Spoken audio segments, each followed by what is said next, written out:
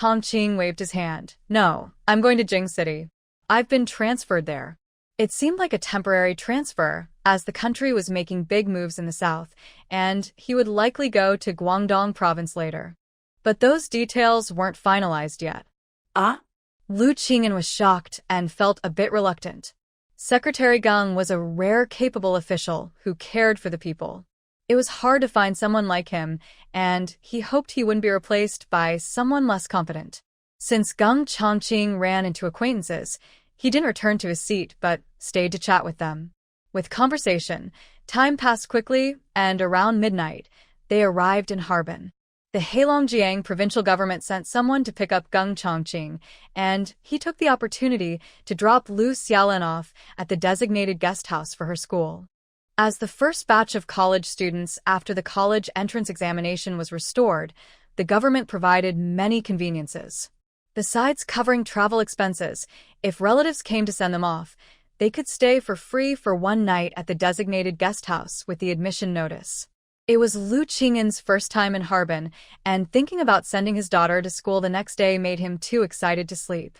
He tossed and turned in bed, and the creaky bed kept Lu Boming from sleeping well too. The next day, they woke up feeling less than refreshed. If they weren't already dark-skinned, they might have looked like they had dark circles under their eyes. After breakfast, they took Lu Xiaolan to register at her school. Lu Xiaolan was majoring in Chinese, one of the most popular majors, with over 100 new students. Even though they arrived early, they still had to wait in line to complete the registration process. As Lu Qing'an walked around the campus, he felt a rare sense of envy. It was a pity he wasn't born at a better time, otherwise, he might have gone to college too. Lu Qing'an was born in 1922, during the time of the Japanese invasion. Back then, survival was tough, let alone studying.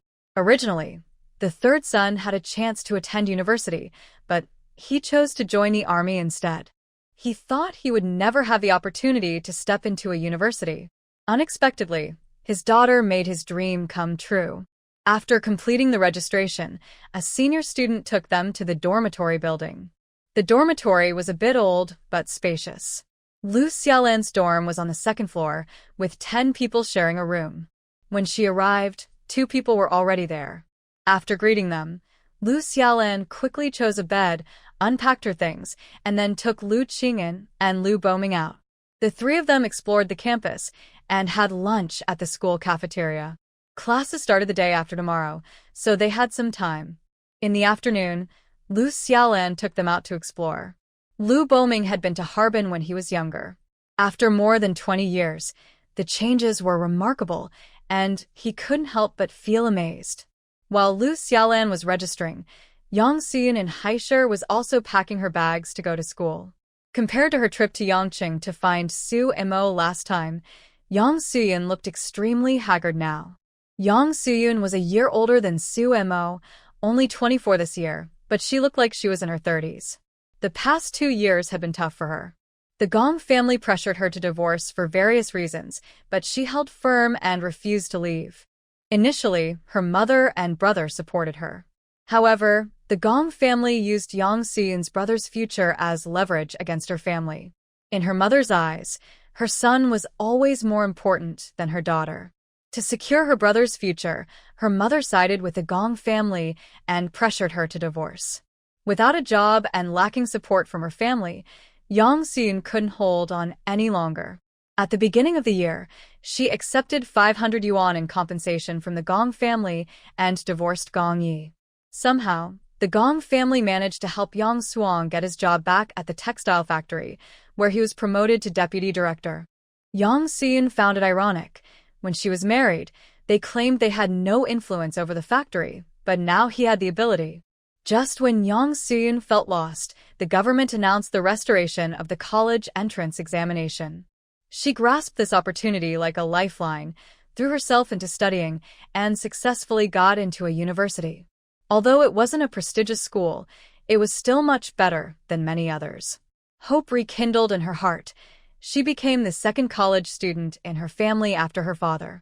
Even though she was divorced, she could still build a future for herself. After graduation, her job would be arranged by the state, and no one could take that away. However, she wouldn't be as foolish as her father, supporting a bunch of leeches. She saw through her family and planned to apply for a job in another place after graduation, far away from Haisher, cutting ties with them completely. Zhou Qiuying saw Yang Suyun packing and said, "Suyun, are you going to register today? You could go tomorrow. I called your brother, and we can go together. No need to trouble yourself. I can go by myself," Yang Suyun replied calmly. "I borrowed a car from the factory for your brother to drive you tomorrow. It'll be inconvenient with so much luggage otherwise." "No need, there's a bus that goes directly there. It's not inconvenient." Zhou Qiuying sighed. Ever since she encouraged Yang Suyun to divorce, Yang Suyun had been distant with her. But what could she do? The Gong family was determined to divorce, and as ordinary people, they couldn't fight against them. It was better to take the compensation and leave while they could, rather than end up with nothing if things escalated. No matter how much she tried to explain, Suyun seemed to think she was sold out for her brother's future. A son's future is important, but a daughter matters too. If there had been any other choice, she wouldn't have let her daughter get a divorce. A couple of days ago, she heard that Gong Yi was transferred back to the city and got married last month to the granddaughter of a high-ranking official. They want a good match, a strong partnership. If Suyun doesn't get divorced, she will be in their way, and what good will come of that? "All right, I'll take you there later," said Zhou Qiuying. Suyun didn't refuse this. She had a lot to carry, and it was tough to manage alone. Having someone to help was a relief. She really didn't want to come back to this home. The place where they lived now was a small room arranged by Zhou Qiuying's workplace, with a tiny kitchen. It was cramped and couldn't compare to the house Yang Shuren had before. Once Suyun finished packing, Zhou Qiuying looked at the large bags in surprise. "Suyun, you don't need to take so much. There are many people in the dorm, and there won't be enough space. Just take what you need for now, and if you need anything else, you can come back since our home isn't far from the school." "No need. Once school starts, I'll be busy and won't have time to come back often. I'll just take everything at once. If you don't have time, just call home, and I'll bring it to you." Suyun frowned and replied impatiently, "I said I want to take everything at once. If it's too much trouble for you, I can go by myself." Zhou Qiuying was taken aback, but didn't say anything more.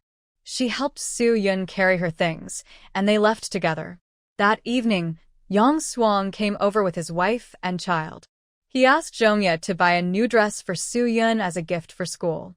When Yang Suang arrived and saw only Zhou Qiuying at home, he asked in surprise, "Mom, where's Suyun? Your sister went to school to register today." "What? "Didn't we agree to take her together tomorrow?" Zhou Qiuying sighed. "Your sister is probably upset with the family." Yang Su-hong fell silent, while Zhongye scoffed. In her view, her sister-in-law was very selfish. The man was adamant about the divorce and even threatened her.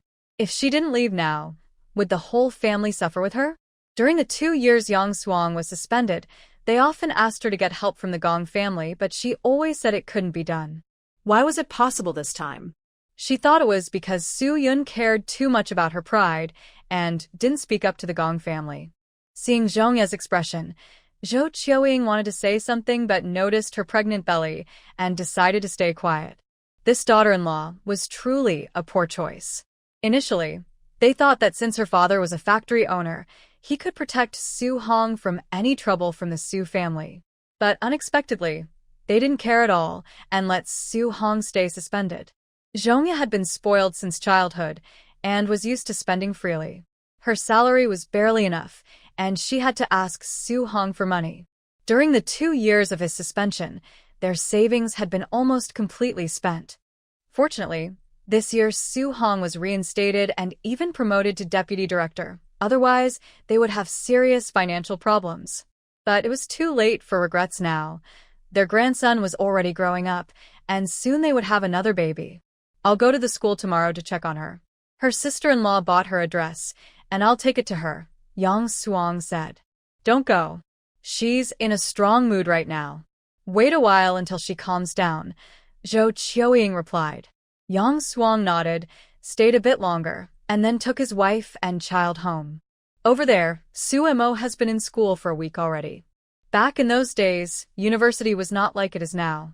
The schedule was not too packed, allowing time for students to develop extracurricular interests, with various clubs available. At that time, the task of university students was to study hard and serve the country. The courses were fully packed, with 4 classes in the morning and 4 in the afternoon, leaving no time wasted. Evenings were free of classes, as students needed time to review what they learned during the day. The German major at Zhongda was established in 1958, but was paused during the Cultural Revolution. It resumed after the college entrance examination was reinstated, so there was some foundation. Freshman year was all about building a foundation, covering basic knowledge in listening, reading, writing, and speaking, as well as courses on the history of German-speaking countries. Zhongda put in a lot of effort to revive this major. Their main teacher was a small, strict German man named Mr. Felix, known for his typical German rigor. On the first day of class, he clearly stated that anyone who missed class without a valid reason or failed any exam would have to retake the course. Su and Mo recalled jokes from the internet about studying in Germany, where a 4-year program often turned into 8 years. Although the undergraduate program was said to last 3 years, very few actually graduated in 4. Most took 5 years. In Germany, if you fail even one subject, you have to retake everything. Su and Mo suddenly felt she had made a hasty decision. She should have chosen French instead.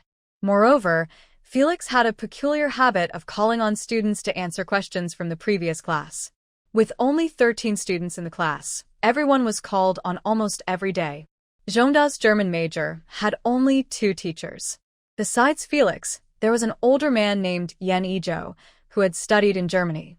His name sounded elegant, but he was quite strict. It was said that he was good friends with Felix, who had recommended him. With 8 classes each day split between these 2 teachers, students faced the stern expressions of both, creating a lot of pressure. After just 1 week of this intense schedule, all 13 students looked worn out, and some of the boys even appeared to have lost weight. Finally, Sunday arrived, and Suemo just wanted to sleep in and not get up at all. Seeing her like this, Lu Chongjing teased, "Is it really that terrifying?" His wife was capable of handling everything, and seeing her like this for the first time made him find her oddly cute, sparking his curiosity about those 2 old teachers. "You have no idea. We have to stay alert every day, and it's exhausting," Su and Mo mumbled. She needed to relax and unwind during her break. Lu Chongxing kissed her on the forehead, saying, "Then sleep. I'll take the kids to the team today." Su and Mo waved him off, indicating he could handle it himself. At 29, Lu Chongzheng was being encouraged by the military to develop in a more official capacity. He had mostly delegated tasks to his deputy leaders, only stepping in for more serious matters, so he spent more time at home this year. The country planned to test the formation of a special force in the Yangcheng military district, likely in the form of a brigade, codenamed Southern Sword. This task was assigned to Lu Chongzheng by Commander Su. Recently, he had sent out notifications to military districts nationwide, waiting for them to select elite soldiers. He expected to get busy again soon. Taking advantage of his time at home, he wanted to spend more time with the kids and ease some of Sumo's burdens. After getting ready, Lu Chongzheng went to wake the kids. After they practiced some martial arts in the yard, he took them to the cafeteria for breakfast and got a meal for Su and Mo as well. When Lele returned and didn't see Su and Mo, he quietly asked, "Is Mom still asleep?" He tried to go check the room, but Lu Chongzheng stopped him. "Mom is tired from studying. She rarely gets a break, so let her sleep a bit longer. You 2 will go to the team with Dad today." "Ah? "We're still going?" Lele's face fell. He thought he could spend the day with Mom. The special team was currently undergoing covert training, and Lele wasn't very interested in the hide-and-seek aspect since he always got found quickly, which was no fun. However, despite his reluctance, Lele obediently got into the car with Lu Chongzheng. A few months ago, Lu Chongzheng had been promoted, and his salary increased from 159 yuan to 177 yuan. The team even provided him with a car, but he chose not to have a driver and drove himself. First, Lu Chongzheng stopped by the military hospital to pick up the team's health check report. The special team undertook the most dangerous missions, so the military paid close attention to their health, arranging a comprehensive checkup every year. After collecting the health report, he headed to an office to get some family planning supplies from a doctor. Since returning home last time, Lu Chongjing had consulted relevant experts twice, and everything was normal. He thought it was because he was often away from home, so he didn't pay much attention. However, he hadn't gone out much in the second half of the year, and he and Su Emo had been intimate frequently. Whenever he was home, as long as Su Emo felt comfortable, they didn't use any precautions, yet there was still no sign of pregnancy. Since the issue didn't seem to be with him, it must be with Su Emo. But she had given birth before, so it was possible she had some complications from childbirth, or it could be that her fertility was affected. Lu Chongjing suspected the latter more. He was already content with 2 kids and had not pursued the matter further, letting things happen naturally. But seeing how exhausted Su Emo was from studying this week, he decided to get some family planning supplies. You never know when an unexpected pregnancy might happen, which would only add to her burden. When the doctor saw Lu Chongjing enter, he was surprised, thinking he was there for another checkup. He sighed and said, "Captain Lu, what brings you here again?" This was Lu Chongjing's first time asking for family planning supplies, and he hesitated on how to ask. Seeing him silent, the doctor sighed, "Captain Lu, that injury really hasn't affected your fertility. Even if you don't believe me, you should trust the expert from Beijing. He's an authority in this field." The doctor found it strange. Most men would hide such matters, but Captain Lu kept coming back for checkups. If he didn't have kids, it would be understandable, but he clearly had a pair of twins. "Why don't you bring your wife in for a checkup? The issue might be with her," the doctor suggested. Upon hearing Sumo's name, Lu Chongjing quickly waved his hand. "Dr. Chen, I'm not here for a checkup today. I just need some family planning supplies." Dr. Chen. Previously, he came for infertility checks, and now he was asking for family planning supplies. What was going on? Could it be? Dr. Chen looked at Lu Chongjing suspiciously for a moment and reminded him, "Captain Lu, don't do anything reckless." Lu Chongjing's face darkened instantly. "What are you implying?"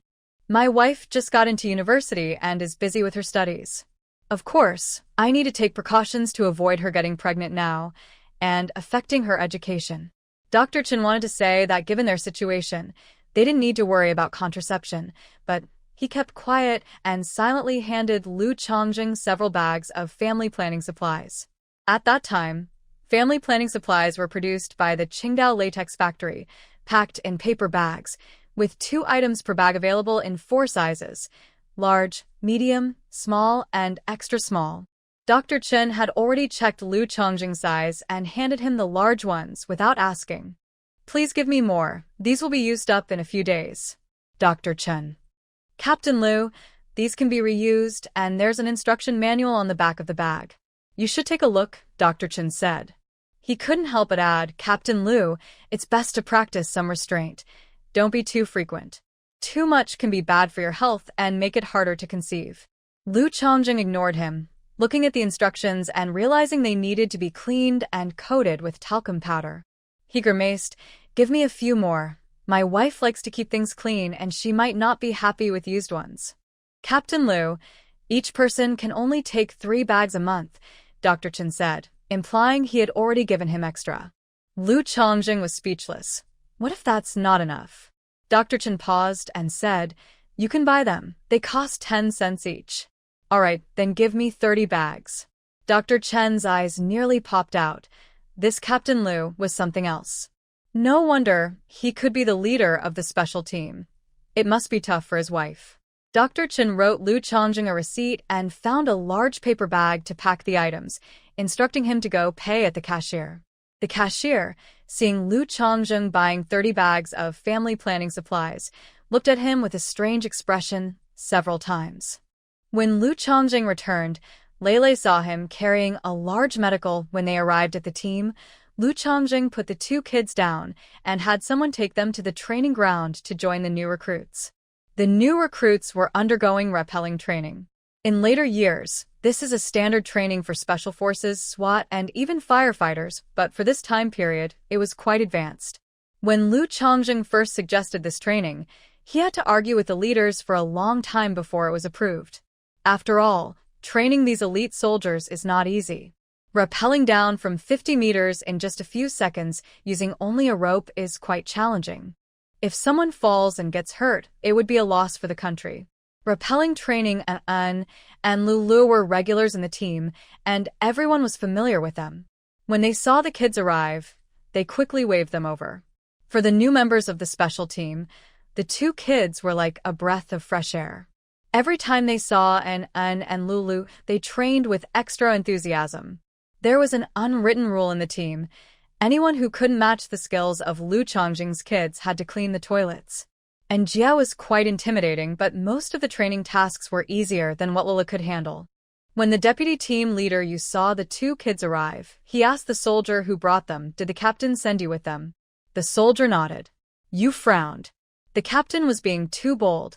Rappelling training is dangerous, and even the selected elite soldiers sometimes get injured. If anything happened to the kids, he could imagine how their mother would react. And in Lulu, this training is a bit dangerous.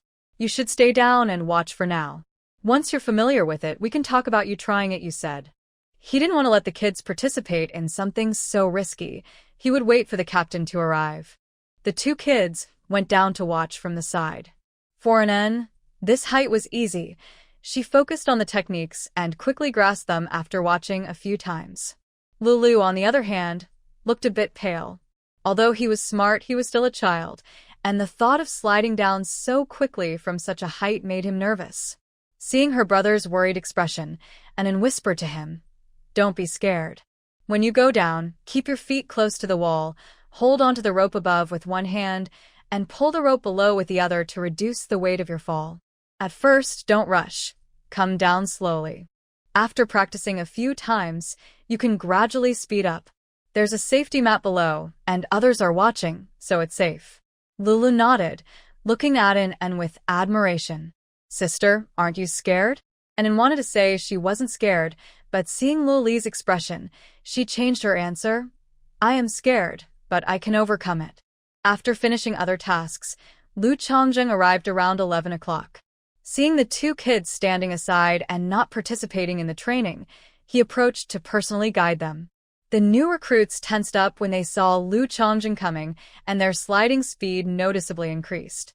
Yu, seeing Lu Chongjing bringing the kids back up, advised, "Captain, they're still young. Maybe it's better to wait until they're older?" Lu Chongjing waved his hand. "If they're going to take this path, it's better to learn as early as possible."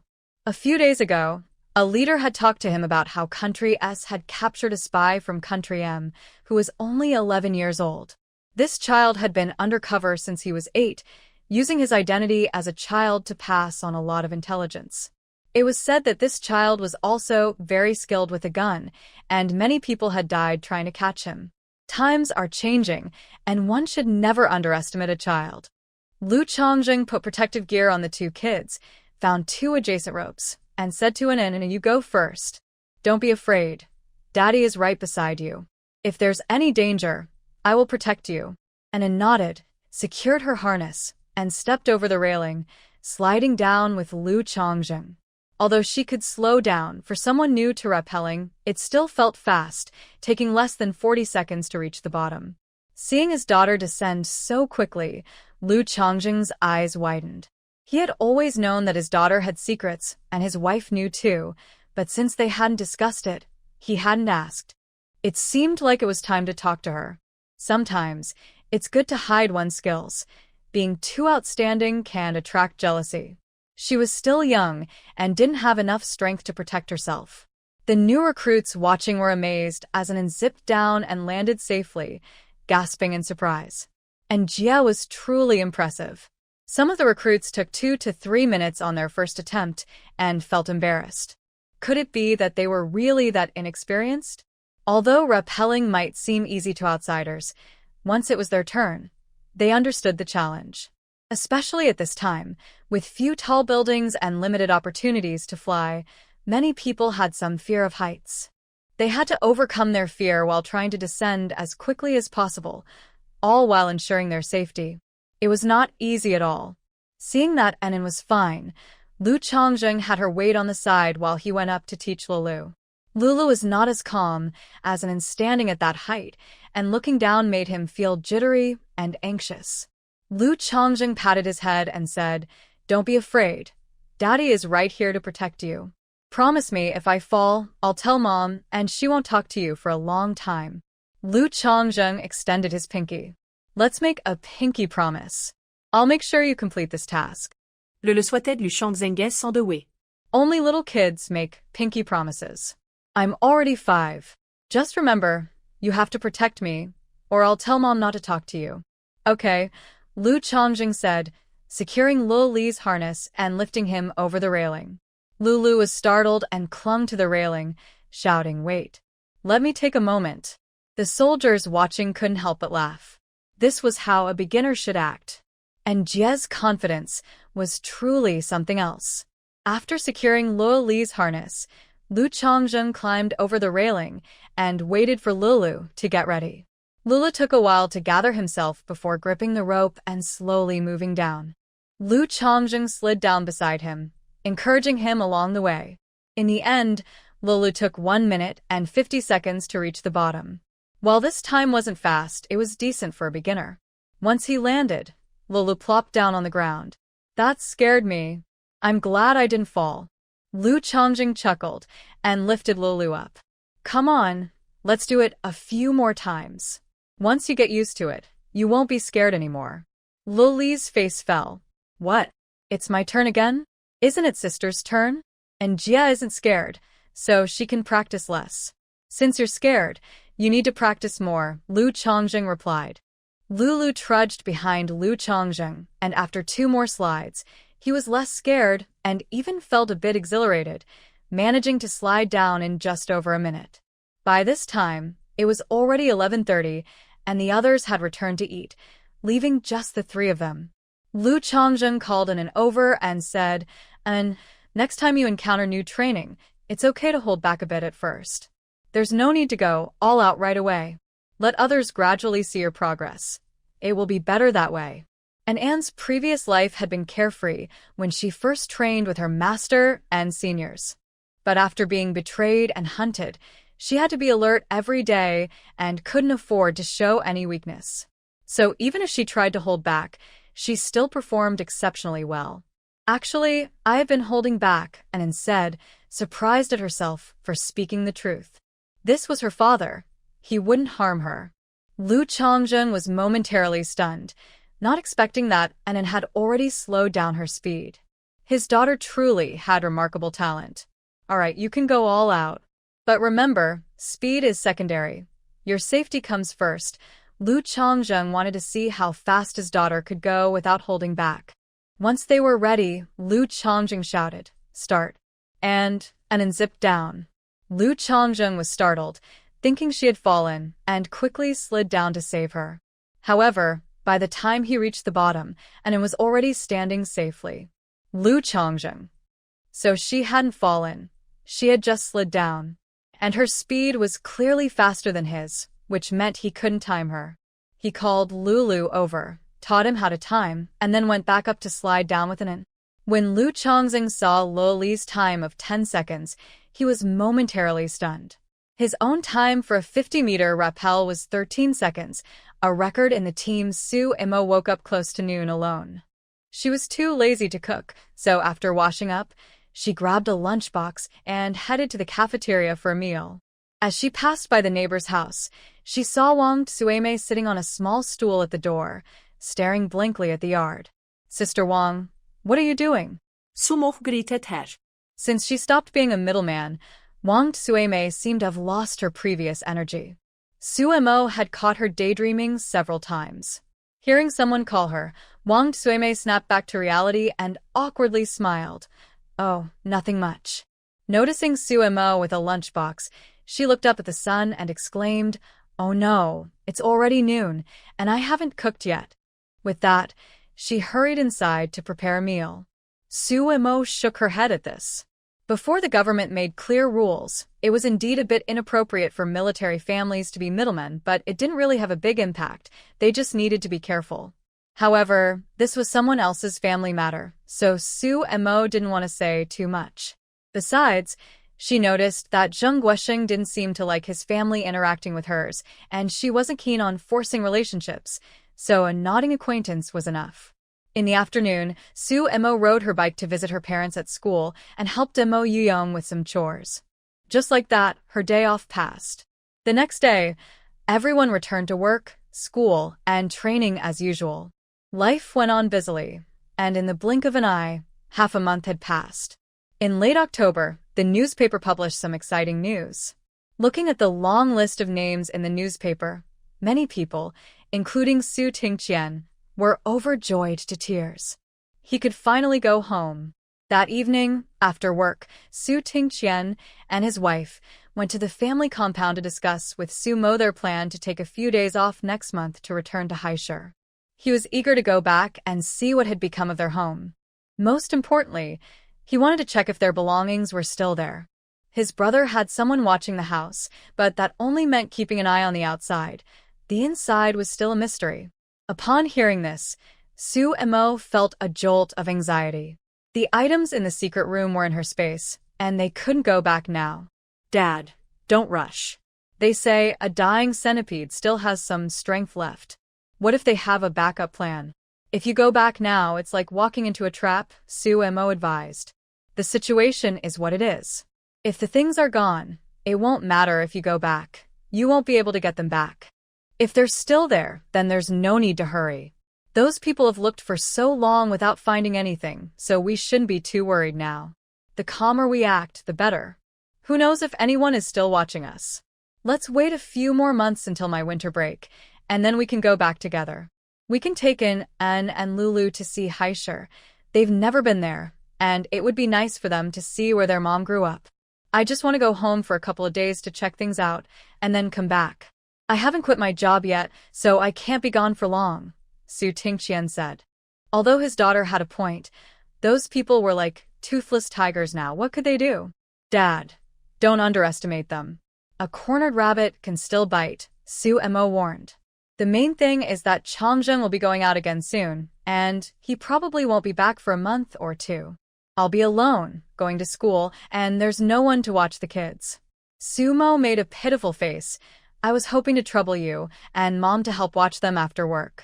With that, she kicked Lu Changzheng lightly. Lu Changzheng immediately understood and, feeling guilty, said, Yes, Mom and Dad, there's a new task coming in, and I can't help it. I appreciate you both watching the kids. When I get back, we can all go together. With me around, it'll be safer. Su Tingqian shot him a glare, annoyed that this guy was causing trouble, especially at a time like this, but he agreed nonetheless. Over the years, Su Tingqian has come to appreciate Lu Changzheng. Although this son-in-law is a bit busy with work, his character is beyond reproach. He treats their daughter well, shows them respect, and takes on the responsibilities of being a father. They often come to the family compound to help take care of the children and have seen how hard it is for military wives. In this compound, many focus solely on work, leaving their families behind. Compared to those people, Lu Changzheng is indeed doing very well. Therefore, when it comes to family matters, he knows he will find out eventually, and he doesn't plan to hide anything. After all, their belongings will eventually belong to Mo, and then to the two children. There's no reason for everyone to know while he is kept in the dark. It's not just Su Tingqian and his family discussing going to see the things. Su Tingda and his wife are also involved. Find a time to take a leave, and we'll go to Yangqing to see what the old man left behind. Now that things are settled, it's time to give the proper thanks, Su Tingda said to Fu Manhua, using the excuse that he had already found a reason, saying that Su Yuan, that rebellious child, wasn't studying well, and he needed to go teach him a lesson. They managed to connect with the Southern Marshal through various relationships and favors. Although others didn't say anything, they needed to be sensible. China has always valued etiquette, and the proper thanks should be given. This way, if they need help in the future, others will be more willing to assist. Okay, I'll take a leave in a few days, Fu Manhua said, also curious about what her father-in-law had hidden. Has Tingqian's stuff in Haishur been kept safe? Su Tingda shook his head. I don't know. We'll have to wait for Tingqian to come back and check.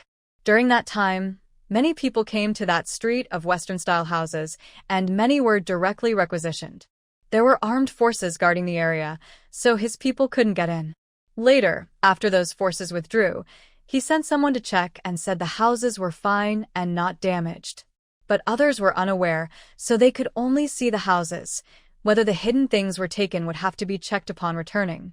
A few days later, Su Tingda and his wife arrived in Yangcheng. By the time they got there, it was already evening, so they went directly to the building where Su Yun lived. On the way home from school that day, Su Yun ran into a street vendor selling roasted goose and bought half of one. He also went to a state-run restaurant to pack some stir-fried dishes and bowls of rice, and bought 2 bottles of wine, inviting a new friend over for a few drinks. His younger sister had asked him to find out if anyone wanted to sell a shop. It was inconvenient for him, as an outsider, to gather this information, but once he got familiar with the locals, it would be much easier to learn about it. This new friend of Su Yun's was Su Chifa, a leader in a free market and a relative of Granny Su. Before school started, Su Yun had visited the free market he managed and had seen him from a distance. A few days ago, after a meeting at school, Su Yun came back late and happened to witness someone from another free market ambushing Su Chifa. Su Chifa was outnumbered and at a disadvantage. Seeing this as an opportunity to build a connection, Su Yun immediately stepped in to help. Although Su Yun could be a bit reckless, he had spent many years in the military and was quite capable. Together, they quickly defeated their opponents, who fled in disarray. Su Chifa valued brotherhood and, since Su Yun saved him, he immediately started calling him brother. Su Chifa also lived on Beijing Road, so they often had meals together. Over time, they became very close, almost like soulmates who met too late. Usually, Su Chifa treated him, but today, having bought good food, Su Yun planned to treat Su Chifa. Just as they set the food out and poured the wine, they hadn't even had a chance to toast when they heard a knock at the door downstairs. Su Chifa thought it was his younger brother looking for him, so he went to the balcony and shouted down, "Hey, what's up?" Su Tingda and Fu Manhua were puzzled. Did they come to the wrong place? They stepped out of the corridor and looked up. They saw a young man on the second-floor balcony, shirtless and holding a cigarette. "Hello, is Su Yun living here?" Su Tingda asked. Could it be that rebellious child rented this place out? Seeing Su Tingda in military uniform, Su Chifa's heart sank. Oh no, this must be Yuan's parents. He quickly pulled a cigarette from his mouth and smiled. Yes, uncle and aunt, I'll go down and open the door right now. Su Chifa cared about his brother Su Yun. In the free market, people saw them as troublemakers, and those with proper jobs looked down on them. But Su Yun was different. He came from a good family, was a former soldier, and a university student. Throughout their friendship, Su Chifa never felt even a hint of disdain from him. On the contrary, he respected his abilities, which made Su Chifa feel valued. He didn't want to lose such a friend. Su Chifa hurried back into the living room and called out to Su Yun, who was coming out of the kitchen with bowls and chopsticks. "Oh no, Yuan, your parents are here." "What? Your parents?" "Hurry and open the door."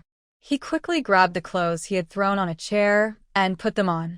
Su Yun hadn't bought a dining table, and when Su Chifa came over once and saw how bare his place was, he had his younger brother bring over a set of furniture. Suddenly, Su Yun had a sofa, a coffee table, a dining table, and all the kitchenware. Su Yun intended to give Su Chifa money for this, but he refused to take it, so Su Yun ended up enjoying a free meal from his brother. At that moment, they heard Su Tingda's strong voice from downstairs. "Su Yun, open the door." Su Yun jumped in surprise. "What? Why is my dad here?" While he spoke, he quickly rushed downstairs to open the door. "Dad, Mom, what brings you here?" Su Yun asked. As Su Tingda entered and saw Su Chifa behind Su Yun, even though Su Chifa had put on a shirt, he was still wearing shorts and flip-flops, giving off an unrefined impression, which darkened his expression instantly. Being in the free market, Su Chifa was good at reading the room. Seeing Su Tingda's expression, he knew he wasn't liked. With a smile, he said to Sui Yuan, "Are you on? You're busy. I'll head back now." He then addressed Su Tingda and Fu Manhua, "Uncle and Aunt, I won't disturb you any longer. I'll take my leave." With his parents here, Su Yuan couldn't invite Su Chifa for drinks anymore, so he waved, "Brother Fa, let's drink together next time."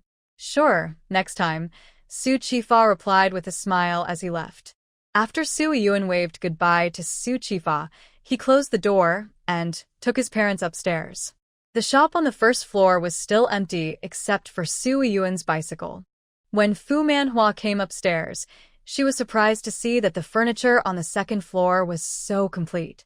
She thought her younger son would only buy the essentials.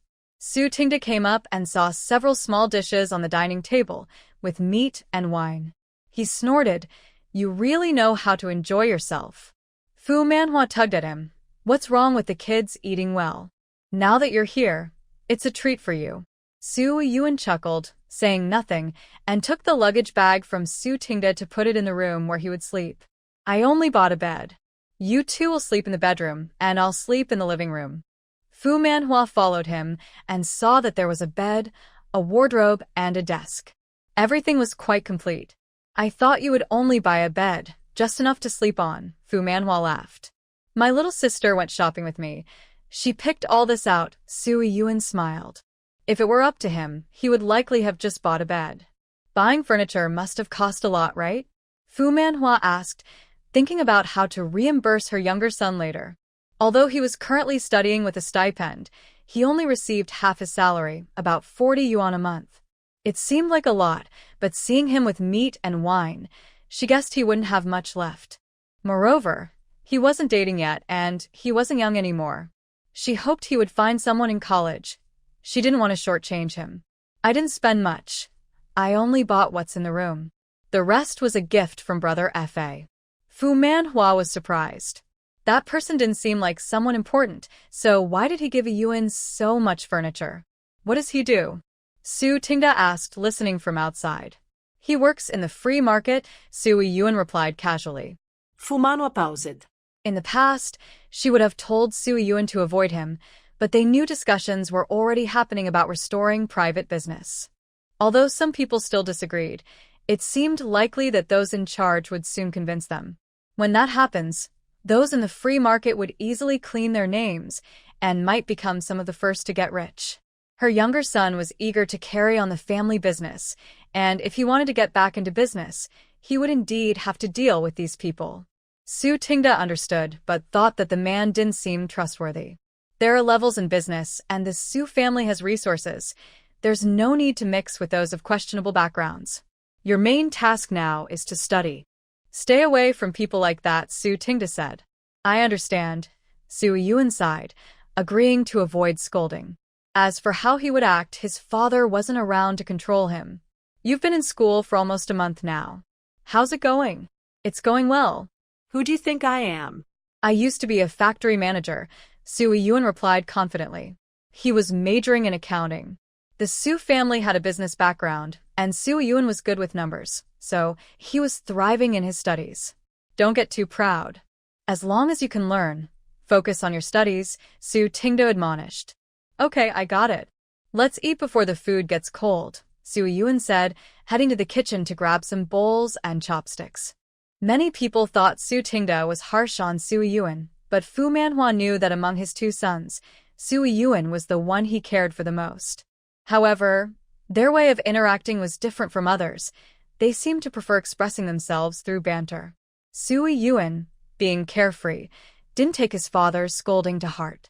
Otherwise, with Su Tingda's stubbornness, there would likely be a lot of misunderstandings between them. Sui Chen was steady in his work, so Su Tingda paid less attention to him. Sui Yuan, being carefree, received more of Su Tingda's focus and energy throughout his life.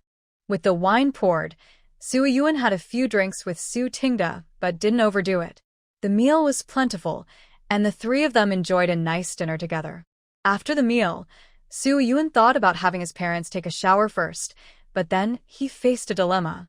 "Mom, is it okay for you to take a cold shower?"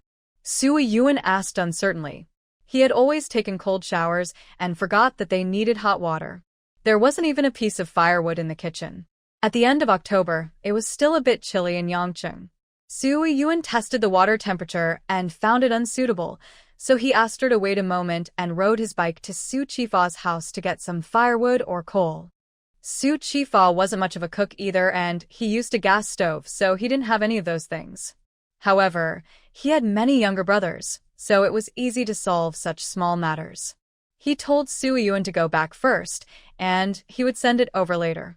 Less than 10 minutes after Su Yun returned, someone shouted from downstairs, "Yuan Ge, open the door."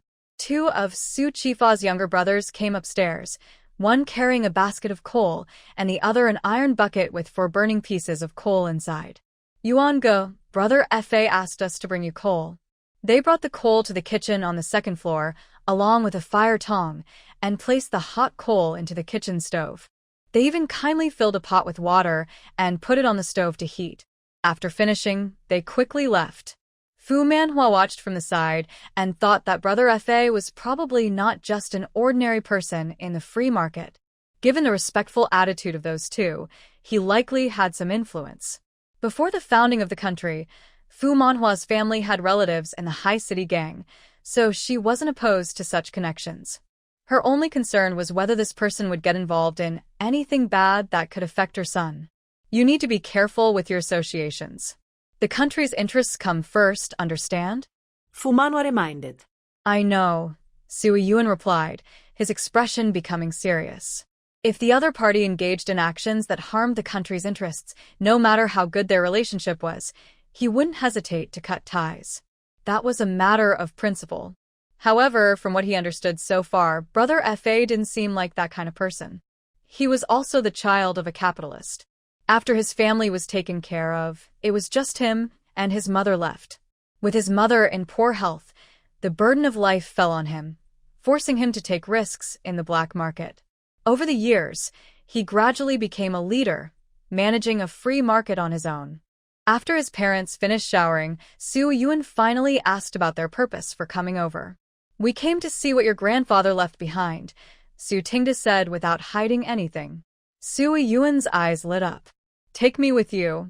I want to see too. Don't you have class?" Su Tingda glared at him.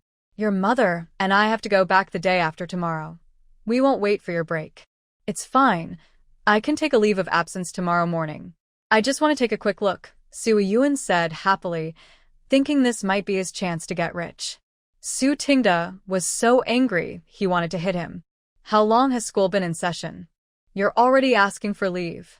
"Don't worry, our teacher is very nice. He said as long as I can learn what he teaches and do well on the exams, I don't even have to attend class," Su Yun replied. He was indeed lucky. If he had a teacher like his little sister's German teacher, who would make him retake a course for skipping once, that would have been a real headache. The next day, the father and son woke up early to take a tricycle to Shiguan. On the way, they met a few women carrying baskets, preparing to sell food near the train station. Su Yun bought 3 tea eggs and 3 sticky rice chickens for breakfast. The women had bamboo baskets lined with white cloth and wore white gloves, which made everything look clean and hygienic.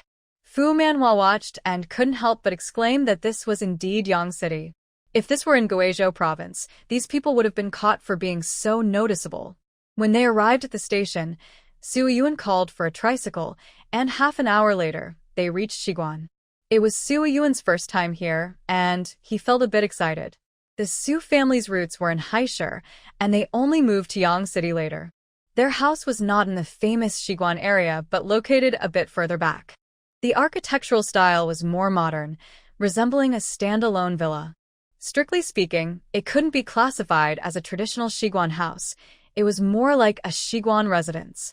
The image found on Baidu Encyclopedia was somewhat similar, but the decoration was certainly not as good.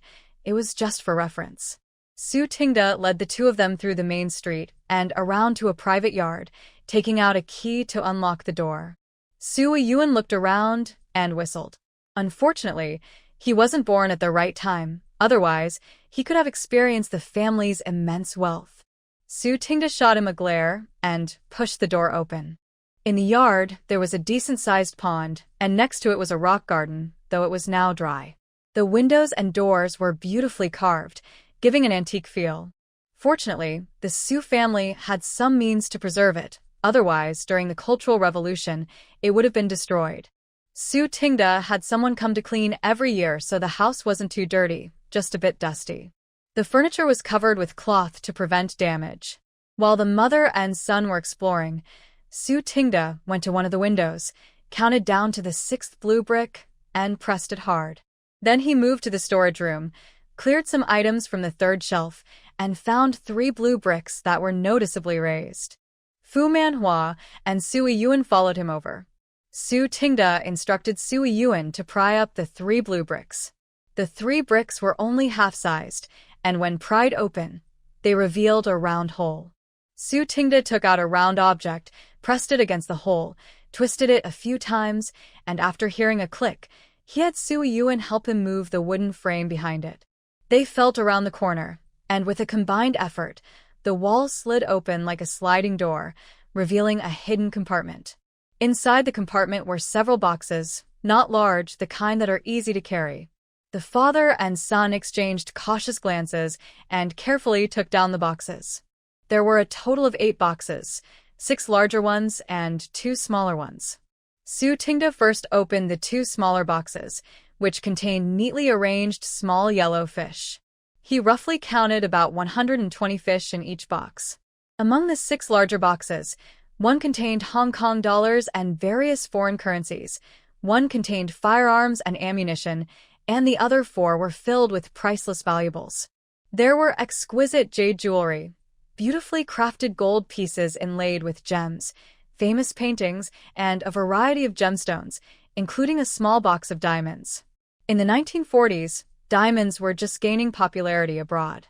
Su Zhongli had heard about the business opportunity from foreign friends. During a trip abroad, he bought a bag of cut diamonds, totaling hundreds, all over 2 carats. At that time, diamonds were just becoming popular and were not yet tied to love or inflated in value as they are today.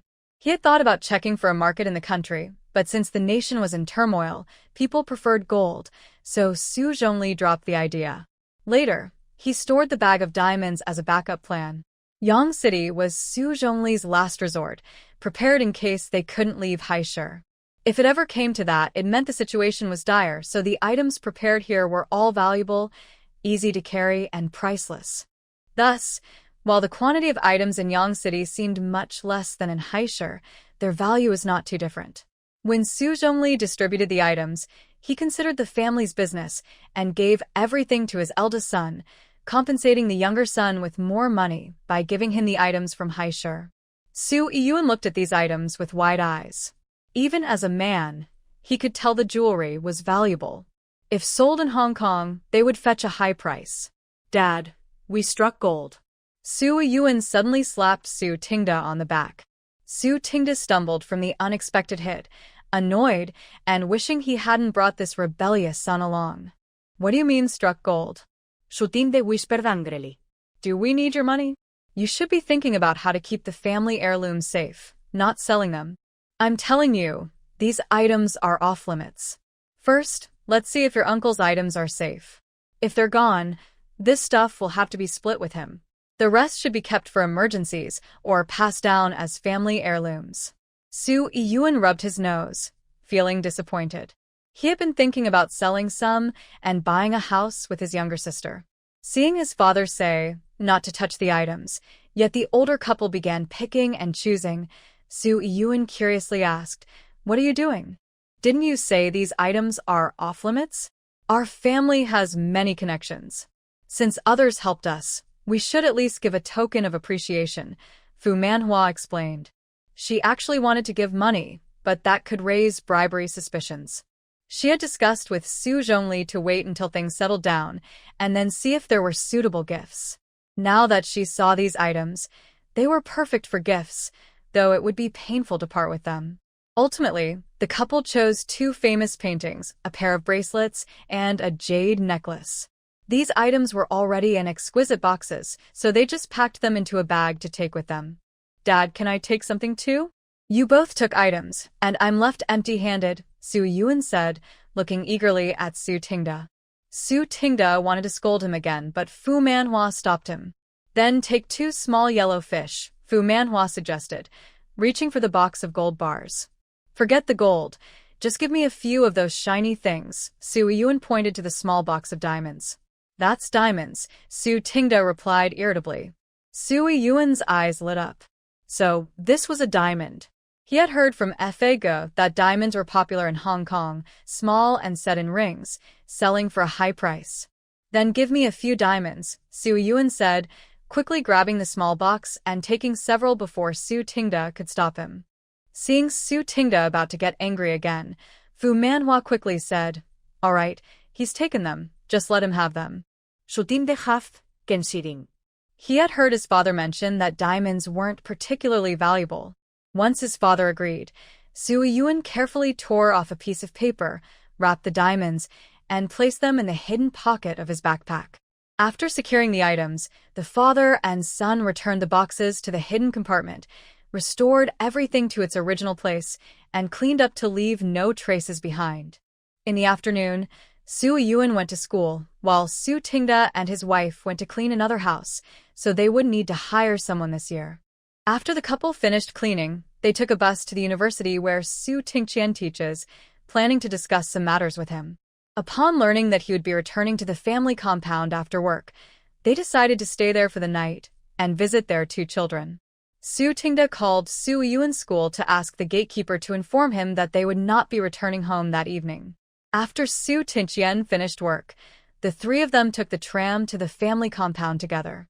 Mo Yurong was resting today, taking care of the children at the family compound, while Lu Chongjing had taken the elite soldiers from various military districts for training yesterday. After school, Su Yuan rode past the school's reception room and saw a sign that read, "Su Yuan from the 76th Finance Department. Your parents are not coming home tonight. They went to your uncle's house." He couldn't help but twitch his mouth. He hurried over, handed a cigarette to the old man at the reception, and said he understood, asking him to erase the message.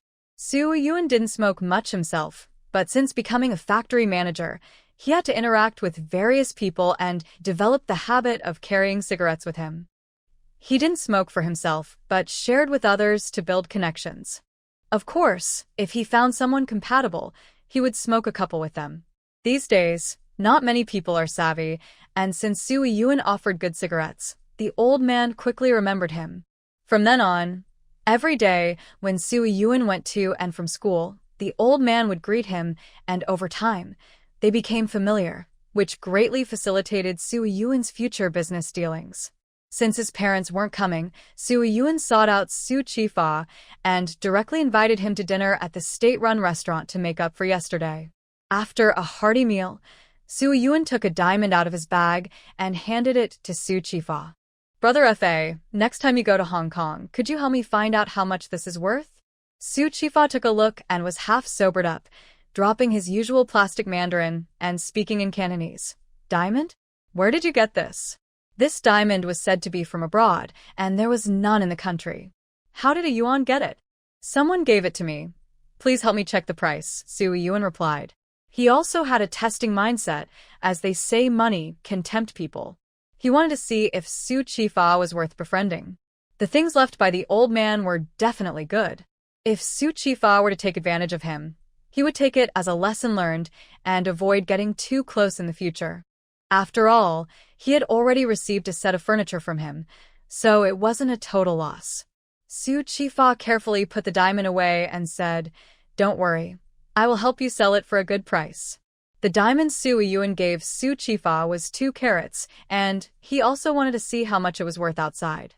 He estimated that there were hundreds of diamonds in the box at home. When Su Mo returned from school, she was very happy to find her uncle and aunt had come, so she quickly went outside to buy some more vegetables.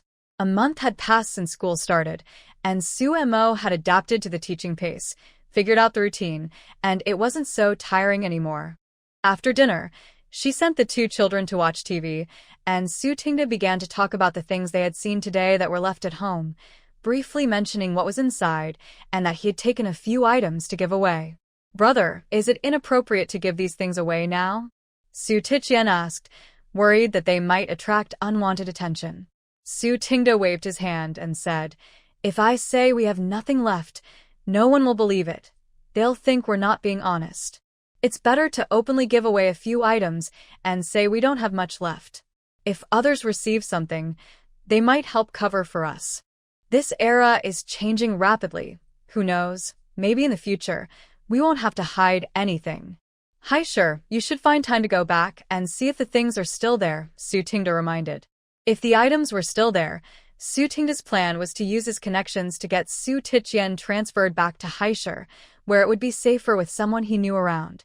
"Okay, as soon as I have winter break, I'll go back with my parents," Su Imo quickly replied, wanting to prevent Su Tingqian from being too eager to return.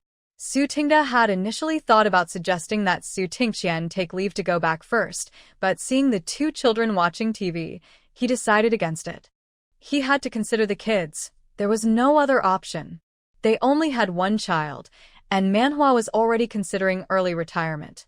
Thinking further, even if the items were still there, it wouldn't be convenient to take them out right away. If they were gone, it wouldn't matter whether they returned early or late, so he felt more at ease. After discussing the matters, the two brothers went to another room to talk about other things, leaving the three women to chat. "Xiao Imo, if you still want to have more children, you should do it in the next couple of years," Fu Manhua said. Why? Su Imo asked.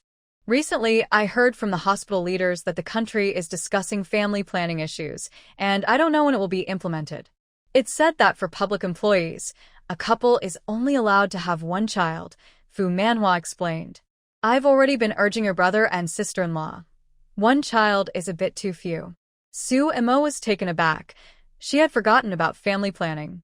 When Su Imo was born, the country had already abandoned family planning and was encouraging people to have more children, even offering rewards. The problem was that living conditions were tough back then and raising even one child was challenging, so who dared to have more? Later, during the apocalypse, having children became even harder. "I already have two. I'm not worried," Su Imo chuckled awkwardly. "With the current pressure of studying, I'm not planning to have more in the next few years." The key was that even if she wanted to, she couldn't have more. She was quite satisfied with one son and one daughter. With two excellent children, good genes, having another wouldn't be bad.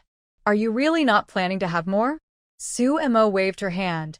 "I want to focus on my studies and not waste the country's investment in me. Also, I heard from our professors that in a couple of years, there might be opportunities to study abroad, and I want to seize that chance." Su Imo quickly changed the subject. When Su Imo mentioned this, Fu Manhua became interested and began to ask about the opportunity to study abroad. Fu Manhua had been sent to a hospital in Country S for 2 years for exchange studies when she was young, so she was quite interested in this topic. During the trade fair, a Hong Kong businessman who often collaborates with Su Chifa came to meet him. When they met, Su Chifa gave him the diamond that Su Yuan had provided and asked how much he could sell it for. Although the boss mainly dealt in antiques, he also had some knowledge of jewelry and brought along an appraiser who understood diamonds. After the appraiser finished his assessment, he found that the diamond was of good quality, but the cutting technique was outdated, likely from decades ago. It would need to be reprocessed, so he whispered to the boss. The boss came this time because Su Chifa had significantly increased his antique collection this year, and his previous shipments had earned him a substantial profit. He wanted to build a good relationship with Su Chifa and teach him some knowledge in this area, so he could acquire more valuable items. He also wanted to gauge the current market situation in the country and see if there were other channels to acquire more goods. Seeing that Su Chifa had a diamond to sell, he was happy to offer a good price. After all, it was just one diamond, so he could afford to make a smaller profit. For a 2-carat diamond of this quality, it usually sells for around 2,000 Hong Kong dollars, but your cut is too outdated. "I'll need to take it back for reprocessing, so I can offer you 1,800 Hong Kong dollars, the boss said. Su Chifa had never sold a diamond before, but he had done some research when he visited Hong Kong earlier in the year and estimated the price to be about right, so he agreed to the deal. However, the The price the boss quoted was in Hong Kong dollars, which were worth more than Chinese yuan at that time. About 1 Hong Kong dollar could be exchanged for 3 yuan. So, while the boss claimed he didn't make much profit, he actually earned several hundred yuan when considering the exchange rate. If he turned it into a ring, he could potentially make several times that amount. After the appraiser finished assessing this batch of antiques, the boss instructed his assistant to give Su Chifa a bag of money and arranged a time for the next shipment before leaving. Once they were gone, Su Chifa took a few stacks of money from the bag and tossed them to his trusted assistant to distribute among others. The remaining amount he took back to his room and placed in a safe. This safe was not small, about the size of a single-door refrigerator from later years. It was nearly full of cash, and this was just one of his safes. In this line of work, he couldn't dare to keep his money in a bank. After years of operating, Su Chifa had built a substantial fortune. In the last 2 years, more and more people had started selling gold bars and antiques, and Su Chifa had made a significant profit from this.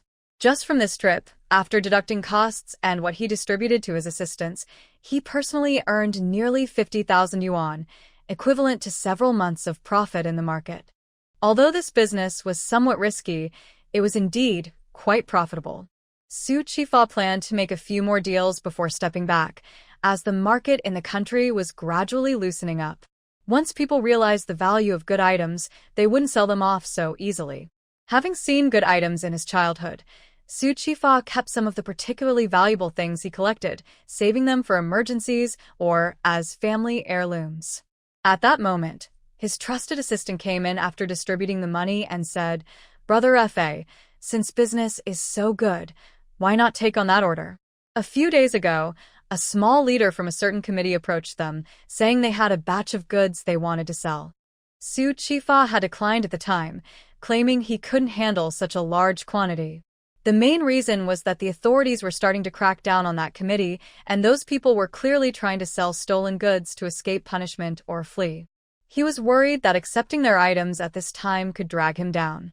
However, it was certain that if he took on the deal, he could make a significant profit. "Let me think it over first," Su Chifa waved his hand. His success was not just due to courage, vision, and ability, but also because he was cautious enough.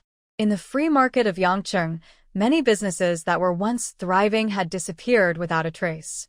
As long as the risk exceeded his set threshold, he wouldn't take the plunge, no matter how high the profit. After all, a cautious approach leads to long-term success.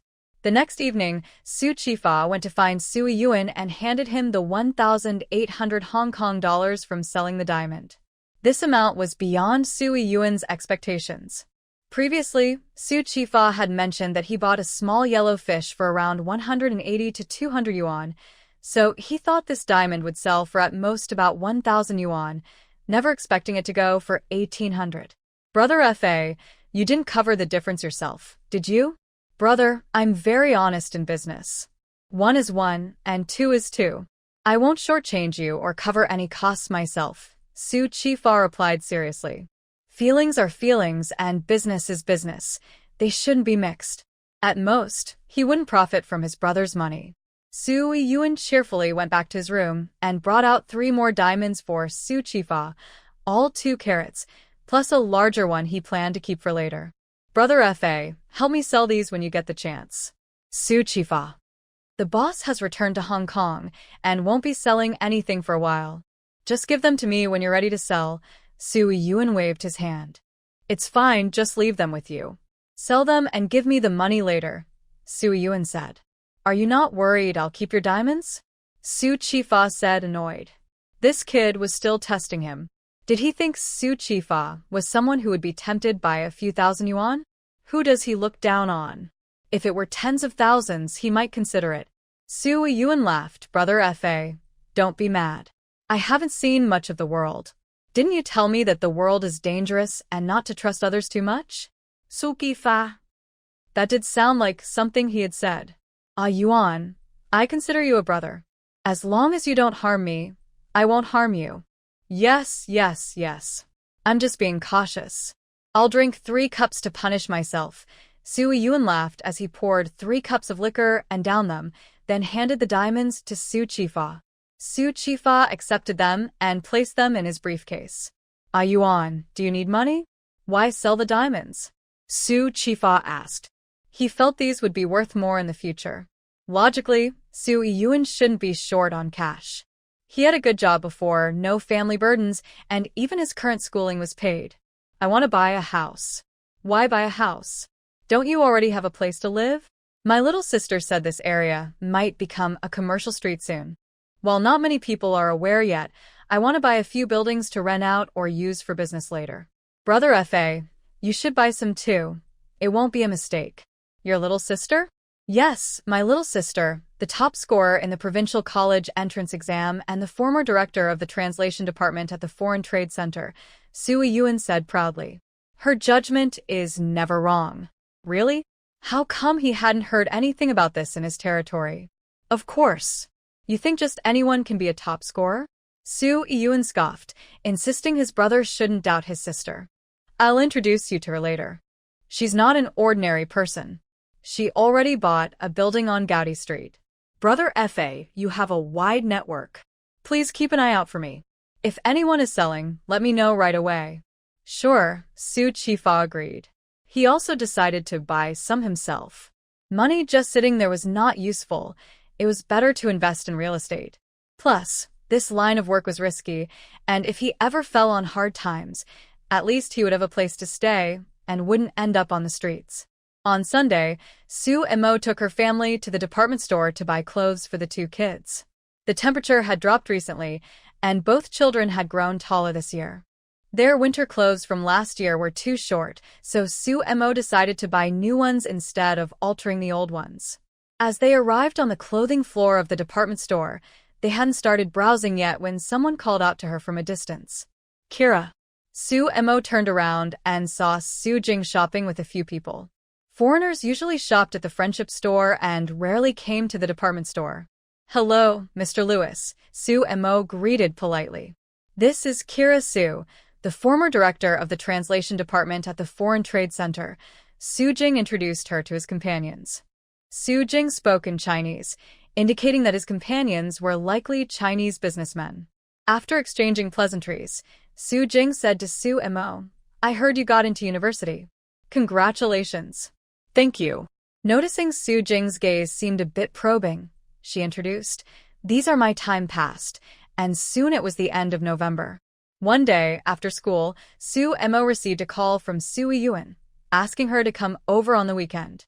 He had heard about a house for sale and wanted her to check it out. On the weekend, Su Mo rode her bike to Su Yun's place and found not only him, but also a well-dressed young man. Su Mo instinctively thought this was the homeowner. "Sorry for being late. Could you please tell me where the house is?" "Let's go see it now." Su Chifa was surprised by her eagerness. "It's not far, but we might have to wait a bit. I'll have someone call them over." Su Yun smiled. "Little sister, this isn't the homeowner. This is my friend. No need to rush. Let me introduce you." Su Chifa felt awkward. Su Yun had insisted he dress nicely since his little sister was coming. So, he wore a white shirt, black pants, styled his hair, and even wore shiny new shoes, carrying a brand new briefcase. Even government officials looked less presentable than him. When he stepped out, several younger guys were shocked, thinking he was going to meet someone important. When they saw Su Mo from a distance, they suddenly realized. "I wondered why the big guy looked so sharp today. Turns out he's meeting his sister-in-law." "Sister-in-law? You mean Su Yun's wife? You're really clueless. We're the ones getting a sister-in-law. That girl must be introduced by Su Yun. He's a college student and comes from a well-off family, so she must be good. The big guy, who's been single forever, might finally have a chance." "Is that so? I hope he doesn't bring a spy to catch us all."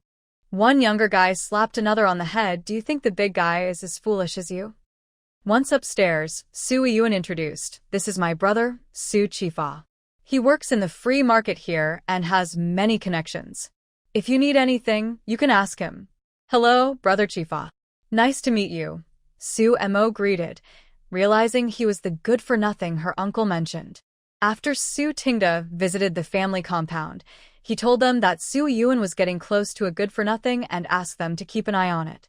"Hello, little sister," Su Chifa said as he sat down and instinctively tried to cross his legs but held back, remembering how well-dressed he was today. "Su Yuan asked me to help find something, so I made some inquiries. But there are very few houses for sale right now. It took a long time to find one. The owner is sick and needs money for medical treatment. The house isn't in great shape, a bit run down. You can check it out first, and if you like it, we can negotiate the price." Su Chifa spoke in Cantonese, knowing Su Mo could understand it. "Okay, thank you, Brother Chifa. I'm just going with the flow. If I find something, great. If not, that's fine too," Su Mo replied. In towns, housing was only allowed to be bought and sold freely starting in the 1980s. Urban housing has always been tight, mostly distributed by work units, so few people thought about buying or selling houses. Only a small number of original residents or those who were rehabilitated and wanted to leave would consider selling their homes, and most of these transactions were done quietly, without public announcement. Although Su Chifa worked in the free market, he couldn't ask everyone one by one. It was mostly a matter of luck. However, he had many people working for him, which increased his chances. "I heard from Su Yuan that this area might become a commercial district. That's just my speculation. The chances are high. As a businessman, you should feel the changes in government policies. I believe Guangdong province will likely be a pioneer. This location is perfect, close to the train station, not far from the exhibition center, and convenient for the port. Most importantly, this area will become a commercial street, so it has potential." Su Chifa nodded. "Little sister, if you only buy a house and not a shop, do you think it's worth it? Right now, housing in Yangcheng is already tight. If this area opens up for development, people from other places will definitely come here. Eventually, housing will likely be freely bought and sold, and prices will naturally rise. Currently, prices were around 10 to 20 per square meter, but after the reform and opening up, it would quickly rise to 40 or 50. She remembered that the first commercial residential area, Donghu New Village, sold for 700 yuan per square meter when it opened in 1982. Although Donghu New Village was a high-end community, the average price in Yangcheng was already around 120 at that time. In just a few years, housing prices had skyrocketed. Su Chifa pondered. Su Yuan's sister was indeed well-informed. If he built a good relationship with her, it would be beneficial for him in the future. After chatting for a while, one of Su Chifa's younger guys came upstairs to inform them that the homeowner had returned, and they could go see the house. The house was a single-story building with a yard, located behind a colonnade, close to the commercial street, but without any storefronts. It had 5 rooms and a separate toilet built next to the yard. The layout was somewhat similar to the family compound where Su Mo currently lived, but it was much older, with an estimated area of over 100 square meters. The homeowner's son, a man in his 30s working at a nearby soap factory, returned. Although the house was old, it was spacious and comfortable for the family. Unfortunately, his father was ill, and he had taken over his father's job, which only covered half of the medical expenses.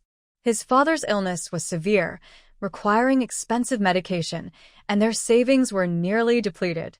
They had no choice but to sell the house for treatment. Fortunately, the factory arranged a 2-bedroom apartment for them, or they would have been left without a place to live. The house was old and only 1 story, and the owner initially asked for 1,000 yuan. After some negotiation, Su Chifa managed to buy it for 900 yuan. Su Mo counted out 900 yuan from her bag and handed it to the man, asking him to bring the property deed so they could complete the paperwork. In just 2 hours, the new property deed was issued, and the owner was now Su Mo Lu Chongzheng, and her parents were all public servants, so their names were not written on it to avoid unnecessary trouble. Su Chifa also had his younger guys bring several locks to change the locks on the main door and inside the house, giving the keys to Su Mo. Things were handled efficiently. Everything was settled in just 1 morning. While changing the lock, the somewhat slow-witted younger brother asked in confusion, "Big brother, you clearly have a nice house.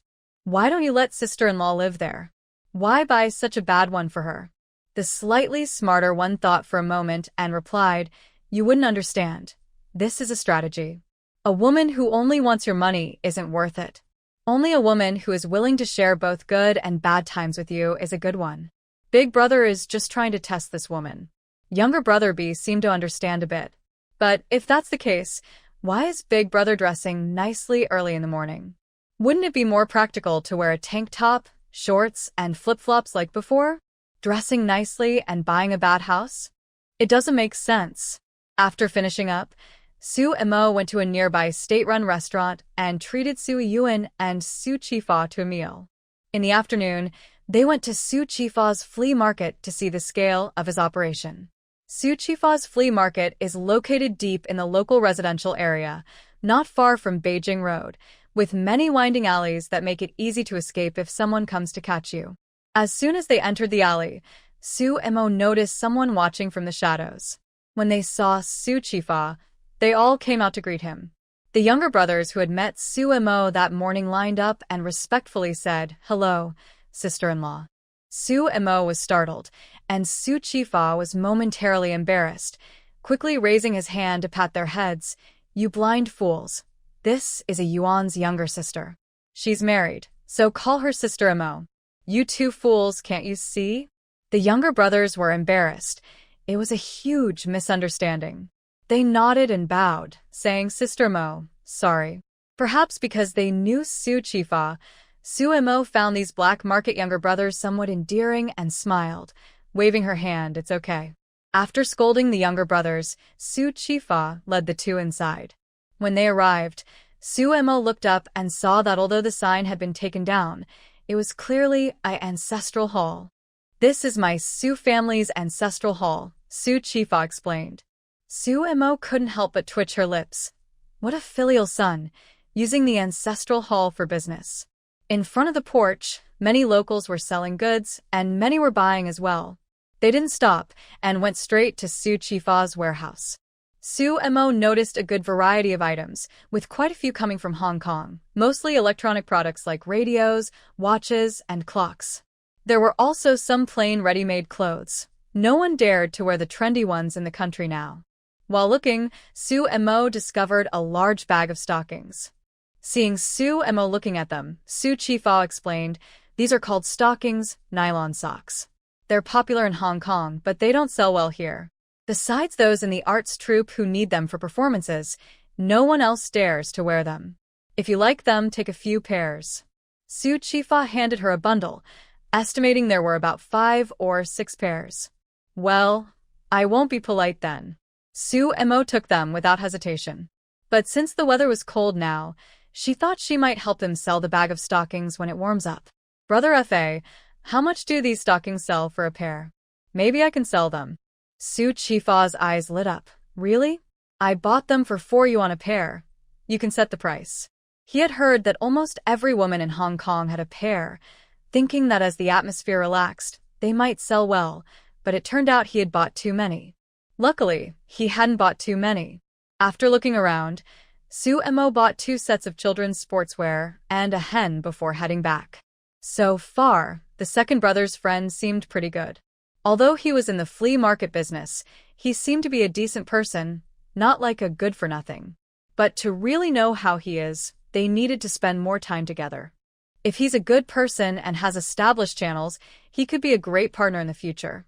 After buying the house, Su and Mo didn't worry about it anymore. She would just renovate it together with him when they had time later. Before she knew it, December had arrived, and Su and Mo got busy again.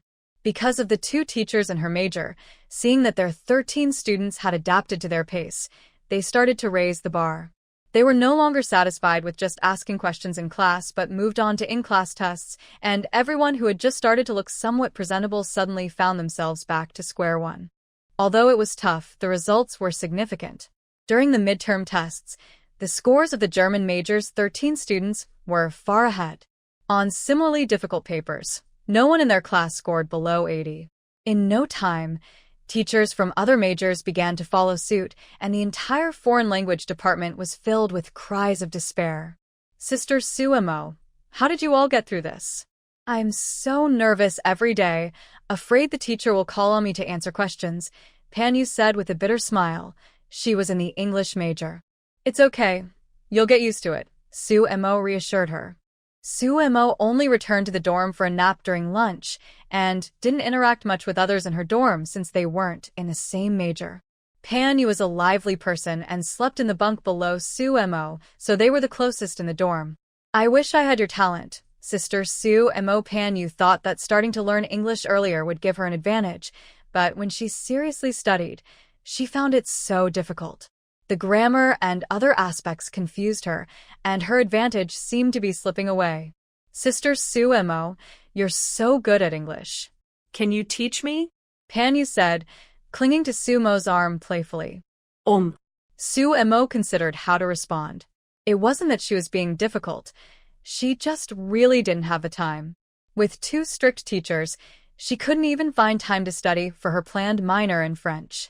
Pan Yu, isn't the workload assigned by the professor enough for you? Why do you need Su Mo to tutor you? Chimed in Zhong Chunling, who couldn't help but speak up. Didn't the teacher say that language skills aren't about talent?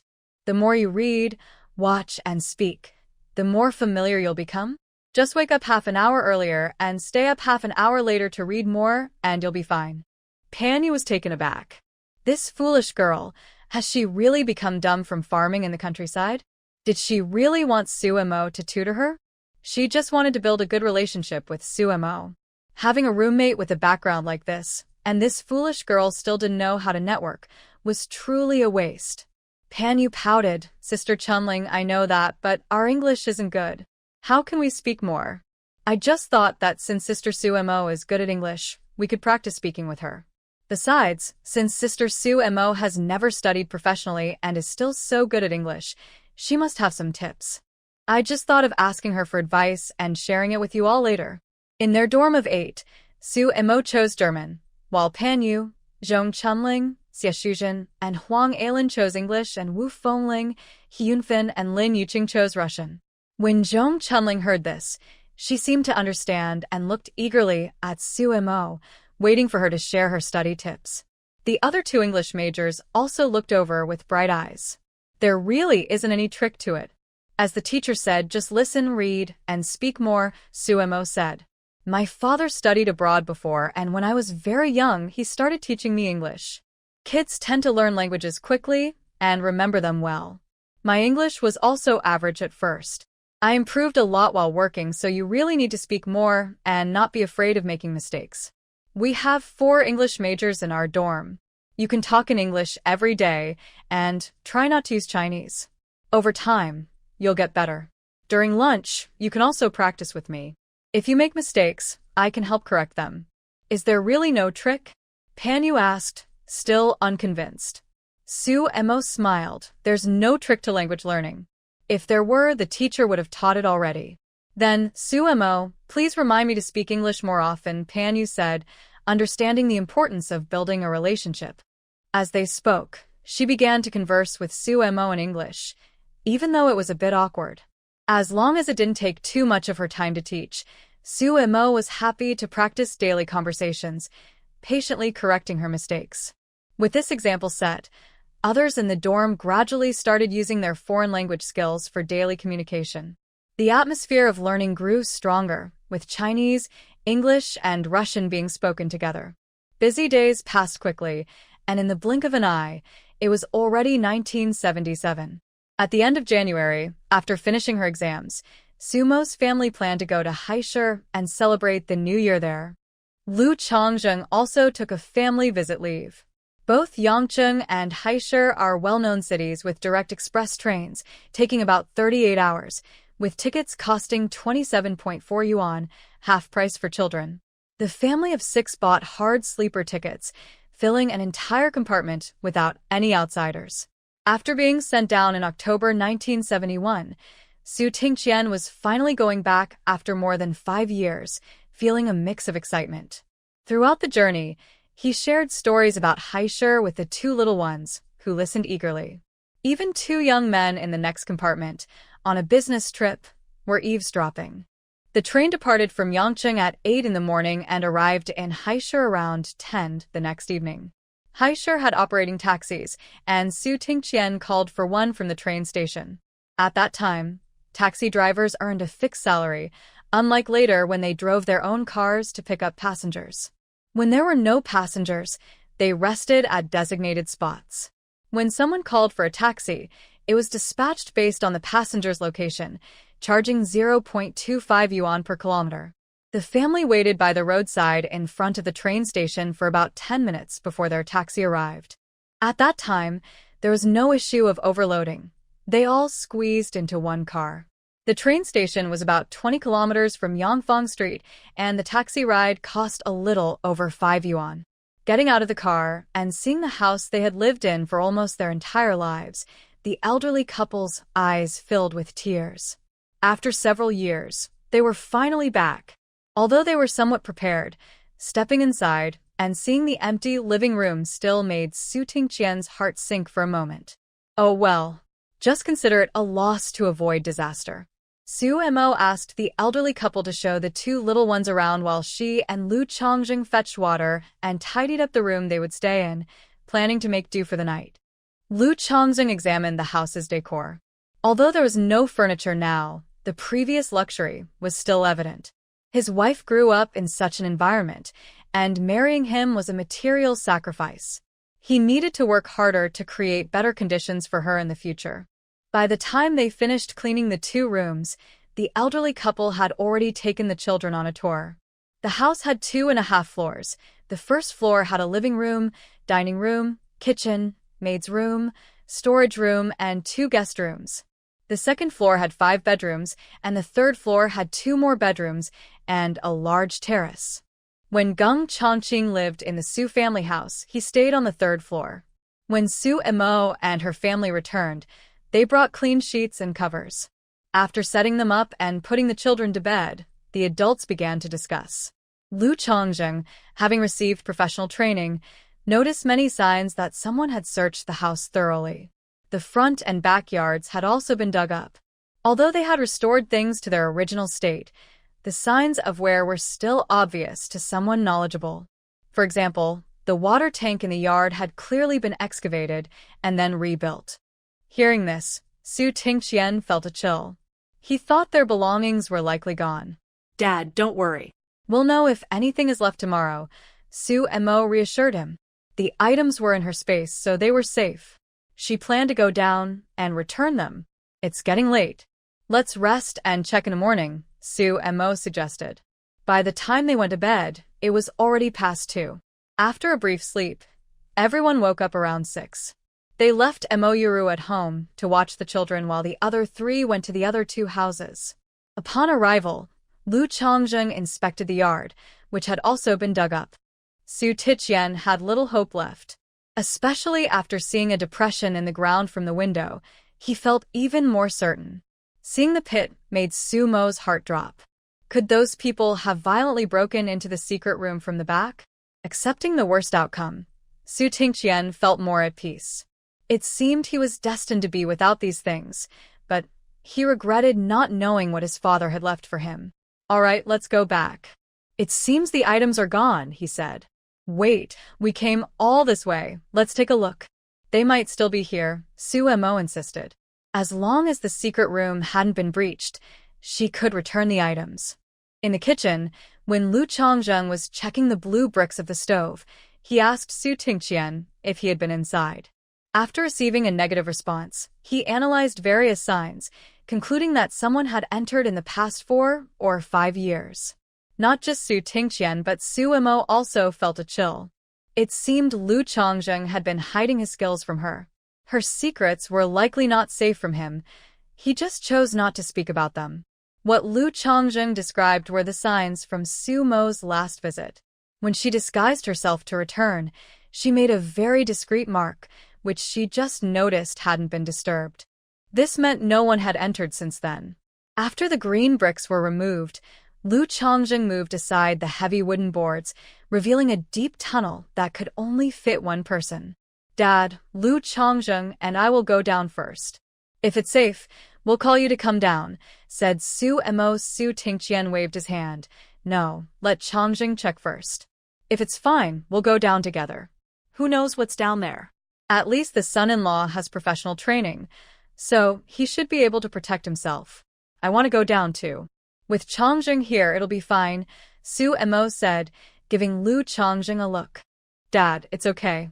I'll protect Mo, Lu Changjing assured. Then, let's all go down together, Su Tingqian said.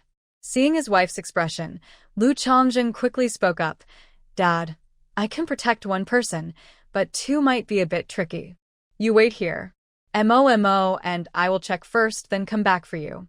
Yeah, Dad, with your age, if something happens, you won't be able to escape quickly. It's better if we check first, Su Mo added. Suddenly interrupted by his daughter, Su Tingqian paused, then waved his hand. Go ahead, but be careful. After Su Mo and Lu Changjing went down, Su Tingqian moved his arms and legs, feeling quite agile for someone his age. Once at the bottom of the rope ladder, Lu Changjing held the flashlight, leading Su Mo through the narrow passage. The tunnel wasn't very high, so Lu Changjing had to bend down.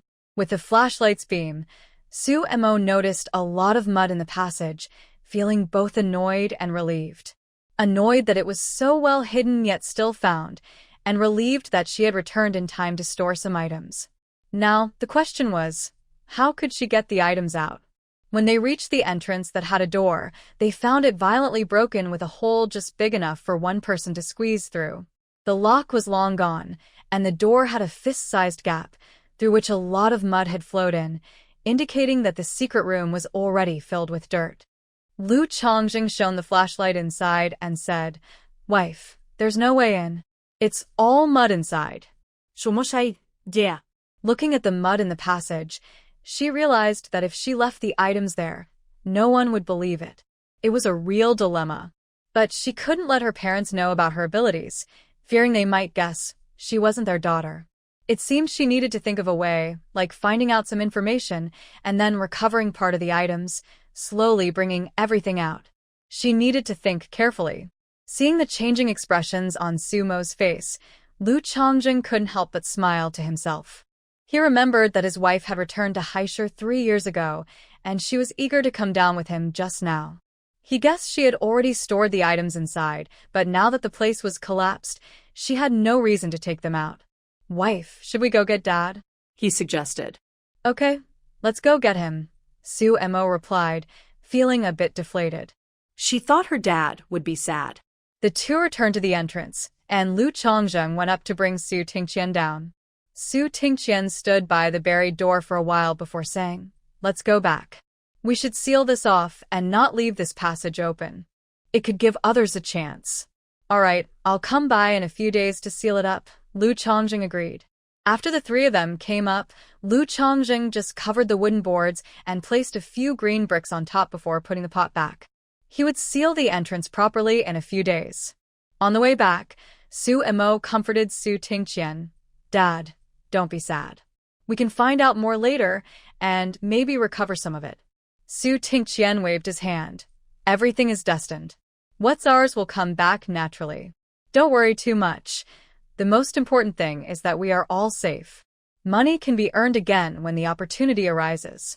He needed to call his brother to discuss whether they could use this situation to create an opportunity.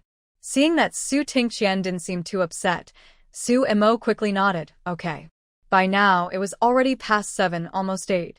On the way back, Su Mo noticed that the previous houses where people lived were now empty, likely being cleared out for the original owners to return after their names were cleared. When they got home, the two little ones were already awake, practicing their punches in the yard. Seeing their parents return, Lele shouted, Mom and Dad, Grandpa, where did you go? We went to clean up another house, Su Mo replied. Why didn't you take Lele with you? Lele can help too, he insisted. The cleaning isn't done yet. We'll take you to help in a couple of days. Today, we need to finish cleaning this house first. After finishing their set of punches, the two little ones washed their hands and went inside to have breakfast, which was bought by Mo Yulong from the state-run restaurant at the intersection. After breakfast, Su Mo asked her parents to clean the house while she and Lu Changjing went out to buy supplies. There were too many things missing for the new year, and they needed to get everything ready. The Su family used to have a gas stove, but the gas stove and tank were gone. They were still there when she returned last time, so they must have been taken during the recent chaos. The two first went to the gas supply station to buy a new gas tank. A tank cost 3 yuan 50, plus a 2 yuan deposit for the bottle, totaling 5 yuan 50. They paid 2 jiao for delivery and provided their address. Next, they went to the department store to buy a brand new gas stove. They got a double burner, which wasn't cheap, costing over 30 yuan. After that, they went to the agricultural products market to buy grains, oil, rice, and 2 pounds of meat, along with some vegetables. By the time they finished shopping, it was almost noon. They first took the items home, had lunch, and planned to buy more things in the afternoon. The gas tank had also been delivered. At noon, the family cooked rice, sliced some meat, and stir-fried 2 dishes for a simple meal. In the morning, Sumo's parents, along with the 2 grandchildren, had already taken down and washed all the curtains, completing most of the cleaning. Despite being young, the kids were quite helpful. After lunch, the couple continued shopping while the 4 of them continued cleaning. They first went to the post office, paid 6 months' rent to restore the home phone. Sumo's family had previously installed a phone, so they didn't need to pay an installation fee. They just paid the monthly rent and asked the post office staff to connect it. At that time, the monthly phone rent was 4 yuan, with call charges separate. Of course, the installation fee was expensive, over 2,000 yuan, which most people couldn't afford. After finishing with the phone, they went to the furniture market and spent over 200 yuan to buy a sofa and coffee table, as the living room was empty. Once the furniture was delivered, the home finally started to feel more lived in. When the post office staff came to connect the phone, Su Tingqian called Su Tingda to let him know the home phone was back on and to call in the evening. During dinner, Su Tingda called and, upon hearing that their belongings were gone, was furious. The items left in Haisher were surely not less than those in Yangcheng, and now so many things were lost. Coincidentally, he had received news that investigators found a large amount of items at someone's residence. Su Tingda instinctively felt that some of the Su family's belongings were likely there. He thought about reporting it, hoping to recover some of the items. Su Tingda shared his thoughts with Su Tingqian, who also discussed his plans. The 2 brothers came up with a general idea. The next day, Lu Chongjing and Su Tingqian went to the entrance of the sealed room, while Su Emo and Emo Yurong stayed home to tidy up and check their belongings. While cleaning, Su Emo realized that there were even fewer items in the house compared to her last visit. There were several small but valuable items missing, like lamps, clocks, and decorations. Even a few blankets were gone, likely taken by people below. Did this group of thieves only target her family? Stealing a little at a time. What was the point? They might as well have emptied the place so they could complain to the street office for compensation. Emo Yurong knew how much stuff they had, and after tidying up, she fell silent. The 500 yuan compensation her sister-in-law received was just a tiny fraction of what they had lost. Lu Tiqian and his brother spent the morning sealing the room. When they returned for lunch, Emo Yurong mentioned how many things were missing, prompting him to take out paper and pen to list everything. Since they planned to file a complaint, they needed to be as prepared as possible. In the afternoon, the family went to clean the 2 Western-style houses. Lu Tiqian and his wife counted the items, writing down everything that was missing. They also recorded what they still had to prevent anyone from sneaking in after they left. After 2 or 3 busy days, they finally got everything sorted.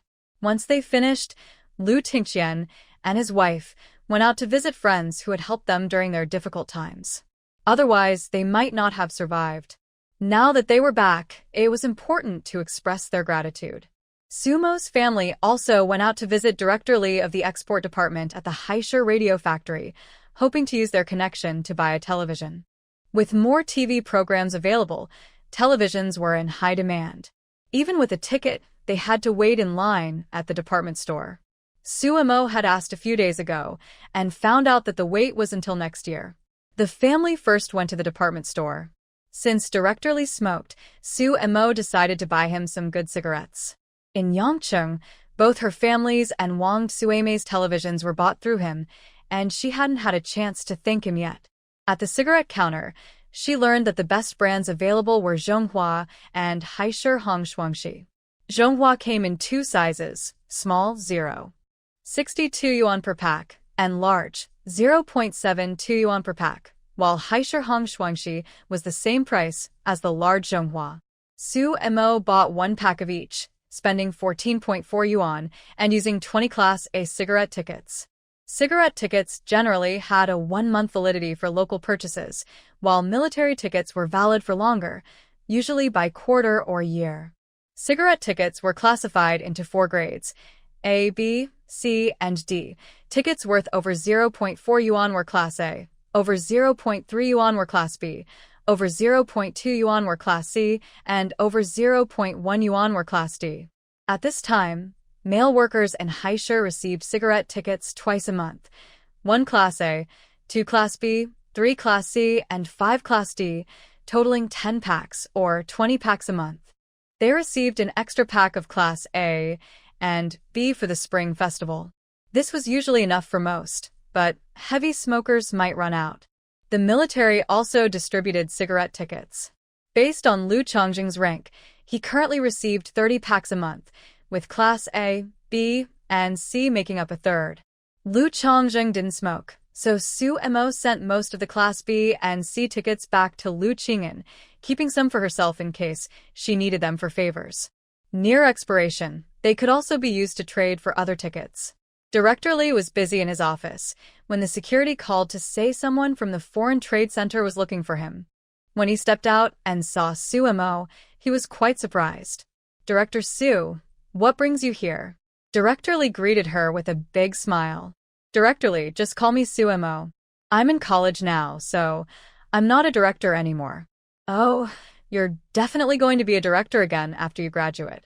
What brings you here?" "I'm back for the winter break, bringing my family to celebrate the new year." "I thought I'd visit some old friends," Su Mo replied. "Let me introduce my husband, Liu Chongjing, and my children. This is my daughter Anan and my son Lele." "Hello, Comrade Liu. You're quite impressive. A perfect match for Director Su. Your kids are really good-looking. If my little monkey looked half as good, I'd be dreaming with a smile." Hearing Su Mo refer to him as a friend made Director Li smile even more, and he quickly led them to his office. Once there, they chatted about work. After some small talk, Su Mo took out the 2 packs of cigarettes from her bag and handed them to Director Li. "I wasn't sure what you liked, so I brought these." I hope you don't mind. "Oh, Su Director, how thoughtful." Director Li was tempted to refuse the high-quality cigarettes but couldn't bring himself to do so. He had been under a lot of pressure lately, and his smoking habit had increased. The quota he had was simply not enough. "You helped me buy 2 televisions before, and I never found the chance to thank you. Since I'm back in Haisher, I thought I'd come by." Director Li understood and immediately asked, "Is everything settled at home? Do you need anything? Just let me know." Su Mo smiled. "Actually, we need a television. I wonder if it's possible for you to help." With the new year approaching, factory leaders had quotas for televisions. He had one this year, which he originally intended for his wife's relatives, but since Su Mo asked, he would definitely give it to her. "Oh, you came at just the right time. I happen to have a quota available." "That's wonderful. Thank you so much, Director Li. Just a small favor, no need to be polite. Do you want the same model as before?" Yes. "Great. It should be ready in a couple of days. Please leave your contact information and I'll call you." Su Mo provided their home phone number. After chatting a bit more, Su Mo said her goodbyes. She had wanted to invite Director Li to dinner, but he declined, saying he had work at the factory. That evening, when Director Li got home, his wife asked about the television quota. Director Li waved his hand. "There isn't one this year, maybe next year." "Didn't they say that each of you officials has a quota?" "Yes, but I gave mine away." What? His wife raised her voice. "Who did you give it to? Didn't we agree on this? The money is ready, and they're not just using your quota for free." Her relative had prepared 550 yuan, and the 14-inch television cost only 476 yuan, leaving the rest as a fee for the quota. Were they offered a higher price? She thought someone else had bought the quota at a premium. "I didn't take any money," Director Li replied. "I gave my quota to the Su family." Who? "The Su family." How many Su families are there in Haishur? Wait. Weren't they sent down? His wife leaned in, lowering her voice. They returned to the city a while ago, but not to Haishur. They went to Yangcheng. I ran into them there a few years ago. Their daughter used to work at the Foreign Trade Center and is now a director at a young age. Director Lee gave her a knowing look. They came back to celebrate the new year and visited me this morning, asking to buy a television. He then pulled out the 2 packs of cigarettes from his briefcase. These are what they gave me this morning. If they want a television, they can buy one anywhere. Since they came to me, I have to help them out. Hearing this, his wife understood, and although she felt a bit sad about losing the quota fee, she realized that building a relationship with them was also valuable. The Su family has been busy these past few days, cleaning and shopping. So many people have heard the news. Uncle Lu even came by the next day to ask if they needed help. Although others heard that the Su family had returned, they were not clear about the current situation, so they just watched from a distance and no one visited them yet. Today, Su Tingqian and his wife went out with generous gifts to thank those who had helped them before. First, they wanted to inform those people that the Su family was back. Second, they wanted to show that the Su family always remembers kindness. They hadn't expressed their gratitude earlier because the situation was unclear and they were worried it might cause trouble for others. The couple visited some ordinary people today. Although these individuals hadn't done much, small acts can often influence outcomes. They would thank those in important positions later in a different way. Those who had done even small favors were touched to see that the Su family remembered them and brought gifts to express their thanks. They felt appreciated, even though they were just returning a favor. Su Tingda had already inquired about these people's recent situations, so the gifts Su Tingqian brought were thoughtful. For families with limited means, he bought practical items and included a red envelope with 1 or 200 yuan. For families doing well, he brought higher quality gifts. In the evening, they bought a lot of vegetables and went to visit Zheng Ling. Zheng Ling was a good friend of Mo Yurong. Her eldest son, Hu Qingjun, worked at the Revolutionary Committee and had taken care of Su Tingqian and his wife when they were detained there. Previously, when Su Mo was in the countryside, Zheng Ling had sent her a package with many items and 10 yuan. She stopped sending packages later, partly because Su Mo had asked her not to, and partly because Hu Qingjun's care for Su Tingqian and his wife had been exposed, leading to his arrest for a year. During that time, Zheng Ling had been busy trying to help him. Eventually, Su Tingda learned about it, used his connections, and got Hu Qingjun released. By that time, Su Tiqian and his family had already been exonerated and moved to Yangcheng. After Hu Qingjun was released, Zheng Ling gave him her job at the food factory while she stayed home to make matchboxes. She had originally planned to keep that job for her younger son, Hu Qingcheng, who was still in high school. After graduating, Hu Qingcheng went to the countryside and is still there. Seeing her friend return, Zheng Ling was emotional, saying, "Yurong, it's finally over. You've all endured so much." "Yes, it's all behind us," Mo Yurong replied, looking at the little boy next to Zheng Ling and asking, "Is this Qingjuan's son?" Zheng Ling had 4 children. The eldest and youngest are sons, and the 2 in between are daughters. Now, except for her youngest son in the countryside, the other 3 are married. "Yes, come here, Mao Mao. Say hello to your aunt and uncle." Mao Mao hid behind Zheng Ling, shyly greeting them. Mo Yurong patted Mao Mao's head, saying, "Mao Mao is so good.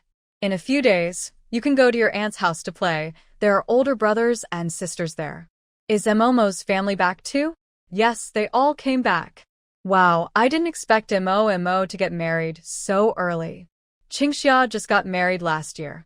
Hu Qingxia is Zheng Ling's 3rd daughter, 1 year older than Su Mo, and also works in a textile factory. "It's for our sake. Thankfully, my son-in-law is good. She married the right person," Mo Yurong sighed. After chatting for a while, Zheng Ling started preparing dinner and invited the couple to stay. Since they had come at this time and brought food, they agreed. Mo Yurong went to help Zheng Ling in the kitchen, while Su Tiqian played with Mao Mao in the living room, telling him stories. Before long, Hu Qingjun and his wife returned from work and were very happy to see Su Tingqian. During dinner, They even brought out some fine wine to celebrate with Su Tingqian. "Qingjun, I'm sorry for the trouble I caused you," Su Tingqian said regretfully.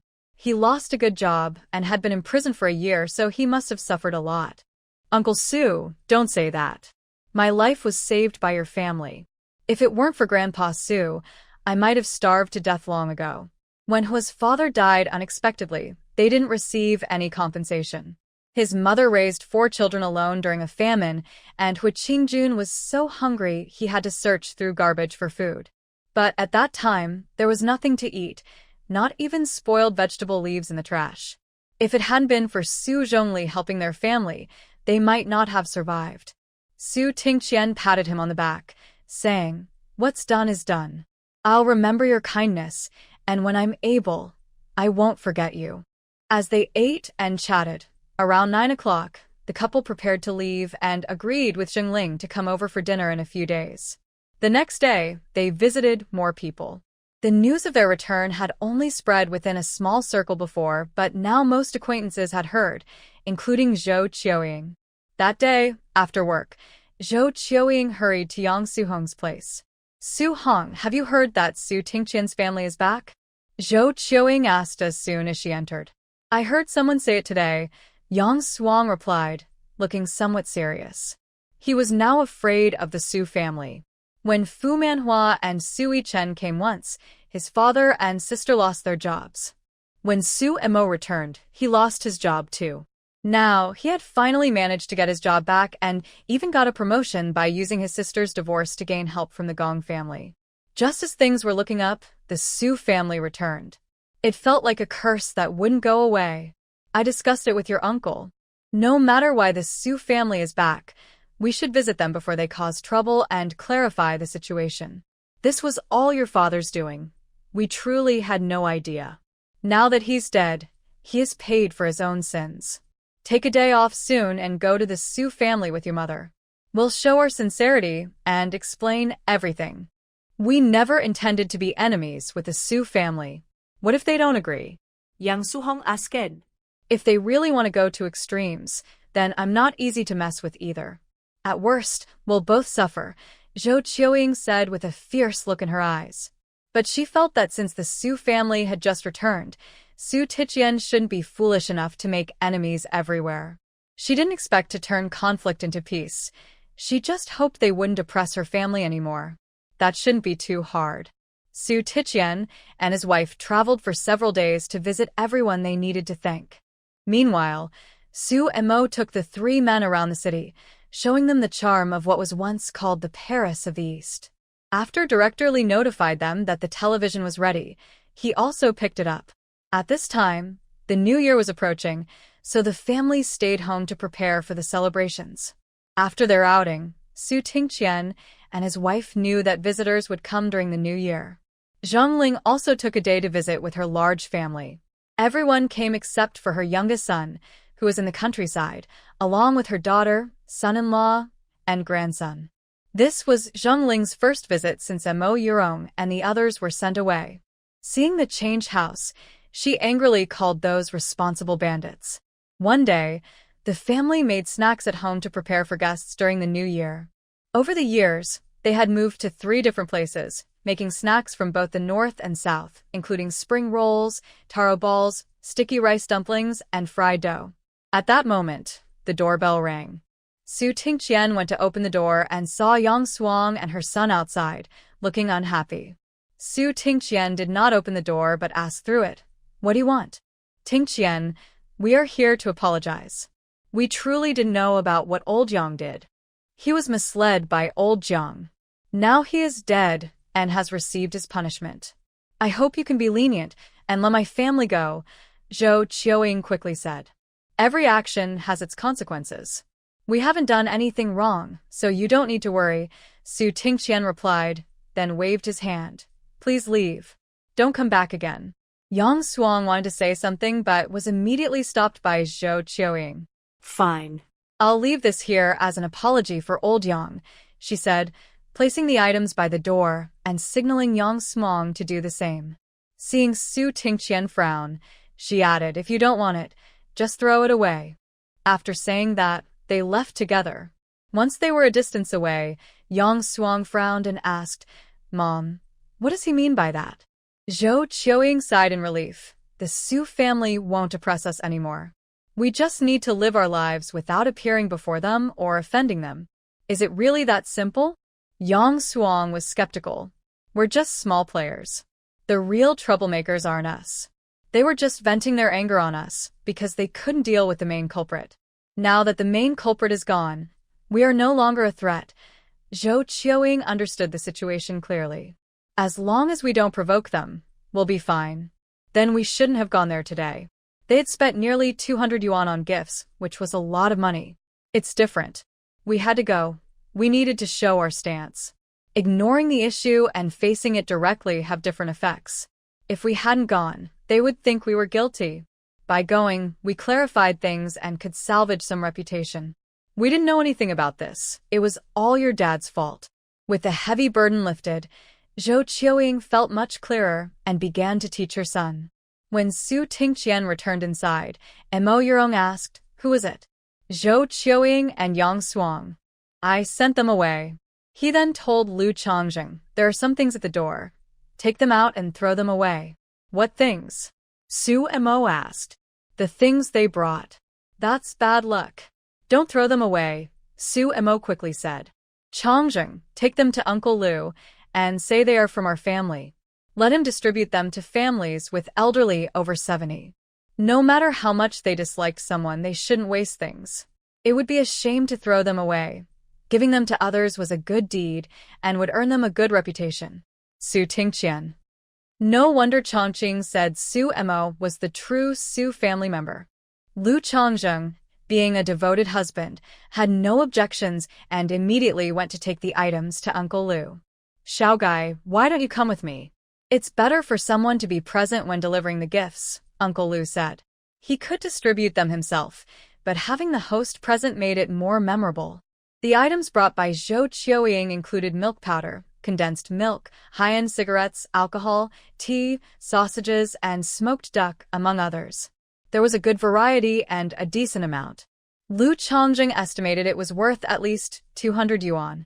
He wasn't the type to do good deeds without recognition, but since Uncle Lu suggested it, he agreed to go along. "Okay." Lu Chongjing nodded. Great. "Xiaogai, wait a moment while I sort the items," Uncle Lu said happily, quickly dividing the items as evenly as possible. 80% of the residents on their street had previously worked for the Su family. They needed to know that the Su family hadn't forgotten them and was sending New Year gifts. There weren't many elderly over 70 on this street, maybe 7 or 8 families. Uncle Lu took Lu Chongjing and delivered the items from house to house. Both Uncle Lu and Lu Chongjing were good at talking, and together, they restored the Su family's image on the street. As Uncle Lu introduced Lu Chongjing as Sumo's husband, everyone praised him. Even Lu Chongjing, who had a thick skin, couldn't help but twitch his lips. On New Year's Eve, Su Tingda flew to Haishur, planning to celebrate the New Year there before heading to the capital afterward. Su Yuan also came along. After the New Year's Eve dinner, Su Tingda and Su Tingqian discussed and drafted a list. Since they were going to file a complaint, they needed to know what they were dealing with. The list had to be carefully considered, not too long, but not too short, and it couldn't cross any red lines. Only then did Su Mo realize that the elders planned to go to the capital to file a complaint after the Spring Festival, hoping to get some compensation from those responsible. However, compensation wasn't their main goal. They wanted to use this opportunity to obtain a special permit for private business operations. With the domestic economy stagnant and overloaded, the leaders were seeking change, but faced many obstacles. Nationwide reforms required a conference's approval, but a few pilot programs could be specially approved. Sumo's eyes lit up at this news. Although the college entrance exams had been advanced, given the current situation, Sumo felt that the timeline for reform and opening up was unlikely to be moved forward. After all decisions needed to be approved in meetings before official documents could be issued. And those meetings were held at fixed times. If the Su family could obtain the special permit for private business operations in advance, they would be ahead of others when the country fully opened up. On the first day of the new year, many people came to pay their respects. The quiet mansion, which had been silent for 5 years, was bustling with visitors, and the two little ones received quite a few red envelopes. On the second and third days, Su Tingda and Su Tingqian took their younger relatives, Su Mo, Lu Chongjing, and Su Yuan, to visit important people who had connections with the Su family. This was the first time Su Mo and Su Yuan encountered the family's network of relationships. On the fourth day, the two brothers from the Su family took their prepared items and flew to the capital city. Since they had already made arrangements before arriving, they met with the leaders the very next day. Upon meeting the leaders, the brothers poured out their grievances. After the Su brothers left, the leader called in the secretary to inform him and to make arrangements. The secretary took a list to the museum to retrieve the items on it. However, they only found about 10 items, while the rest were missing. The secretary contacted the leader, who instructed the staff to interrogate a few individuals to find out where the Su family's items had gone. Those individuals denied any wrongdoing, claiming the Su family's secret room was empty and they hadn't taken anything. The interrogators didn't believe them, but reported the results anyway. Later, when the news reached someone, they became very angry and increasingly suspected a conspiracy. It seemed likely that the Su family never had any items at all. It was just a ruse to lure them in. Thinking back, it seemed that ever since the issues involving the Su family began, things had gone downhill for them. The more they thought about it, the more convinced they became, especially since they heard that Su Tingda had been promoted to a senior military rank and might even rise to a corps-level position. Clearly, this was a way for them to climb up by stepping on others. Otherwise, with his background as a capitalist descendant, reaching a division commander rank would have been the limit. Those people were truly calculating. They sacrificed a small professor and used fake wealth to pull off a clever scheme. This also explained why Su Heir could escape right under their noses. After being sent down, his agents repeatedly failed, and within a year, he ended up in Yangcheng. It turned out that this was a trap set long ago. Unfortunately, they realized it too late, or they wouldn't have faced defeat. The more they thought about it, the angrier they became at the shameless Su family. Capitalists truly are all the same. The next afternoon, the Su brothers were called back to meet with the leaders. The leader pointed to a dozen items set aside and said, "We only recovered these. The rest must have been disposed of by them, and the state cannot retrieve it. I discussed this with several other leaders, and the state will compensate you with 50,000 yuan. Although it's not worth the items, this is the maximum amount, and I hope you understand." How much trouble had those people caused over the years? If everyone demanded compensation, the state wouldn't be able to keep up. Thus, the leaders set a limit, and 50,000 was the highest they could offer.